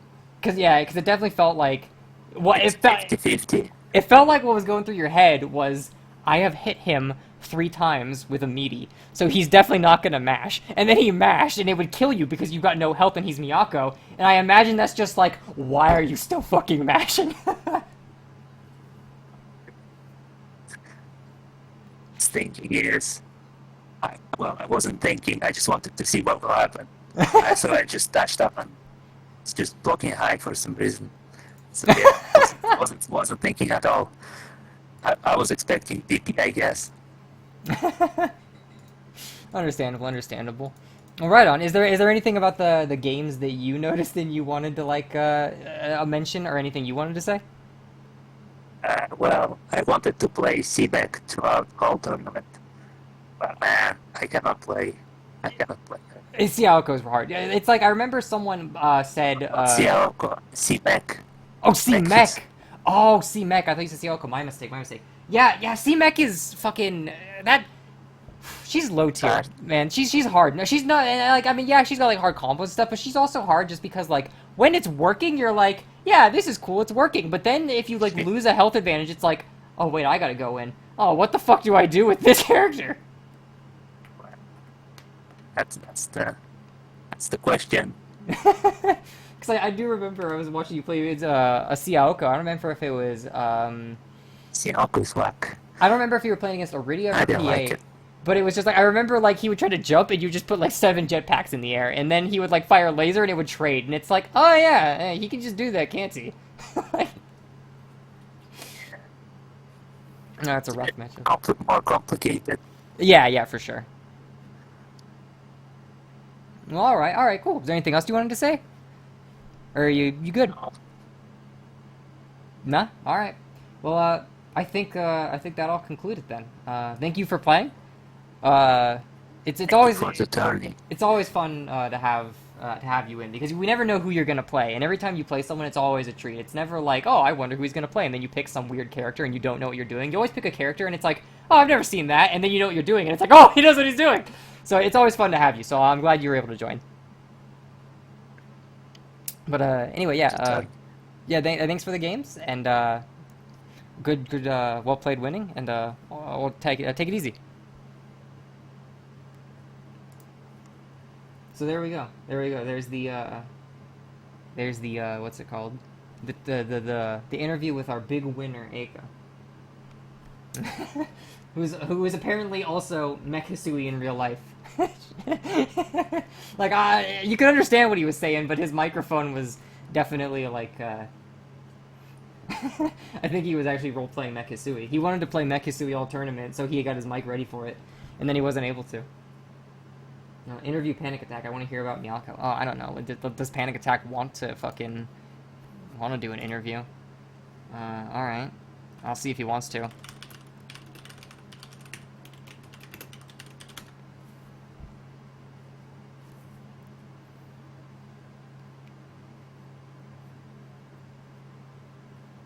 I pinged him. We'll give him like a minute, and if he doesn't respond, then I'll just be like, oh no, we didn't get it. It'll be big sad. But yeah, that was a lot of fun. I like the I definitely like putting the 7 names up more than the 4 I was gonna do before. It looks more filled out, much better that way. But yeah, no, my fucking computer wasn't happy, and I had to reinstall Windows 7. So all my OBS shit, I had to completely redo it today. So I thought more would go wrong, but it actually went pretty well. And my internet didn't die. Fucking last week or 2 weeks ago, when I tried to do the team tournament, my internet died like twice during that. It was awful. Fucking German internet sucks Bowser's dog dick. I mean, it's fast, but it's not consistent. But anyway, yeah, it's been like a minute since I pinged PA, and he ain't responding, so it looks like that's gonna be it. Thank you everyone for playing. Thank you for watching. I hope you had a good time. I hope my commentary is evolving a bit more. Like I said earlier, I tried to kind of start off a little slower and then ramp up as things went on, and I think I did it relatively well because my throat isn't killing me this time. But I think I might have also gotten too mellow in the later sections at some points, and I might have gotten off topic and been talking about shit when the game was going on at other points. But you know, sometimes there's just stuff going on where if you're not getting a play-by-play, it's like really hard to find anything to say about it. And when you've heard spacing some pressure, or like, oh, they're just kind of like playing Okiwaza, it's when you have to hear that like 90 times, I kind of feel like it loses a lot of its value. But you know, I'm working on it. Hopefully I was able to evolve a little bit. But yeah, thank you to everybody for watching. Thanks to everybody for playing. It was a lot of fun. I really enjoy running these, and I hope you guys enjoy playing in them. Next weekend, I'm gonna fucking either do Sailor Moon S, if I can figure out how to get that shit going. I was thinking about doing Strive, but there are so many other people doing Strive tournaments because it's new right now that it's probably not worth it. And I want to get people in the Melty Blood Discord. This is a Melty Blood community tournament. I don't want any of those fucking loser Guilty Gear players getting in here. This is a Melty Blood community fucking tournament for people who play in the Melty Blood Game Center. So next weekend I think we're gonna do some Sailor Moon S. So look forward to that. And thanks for watching. I'll take it easy.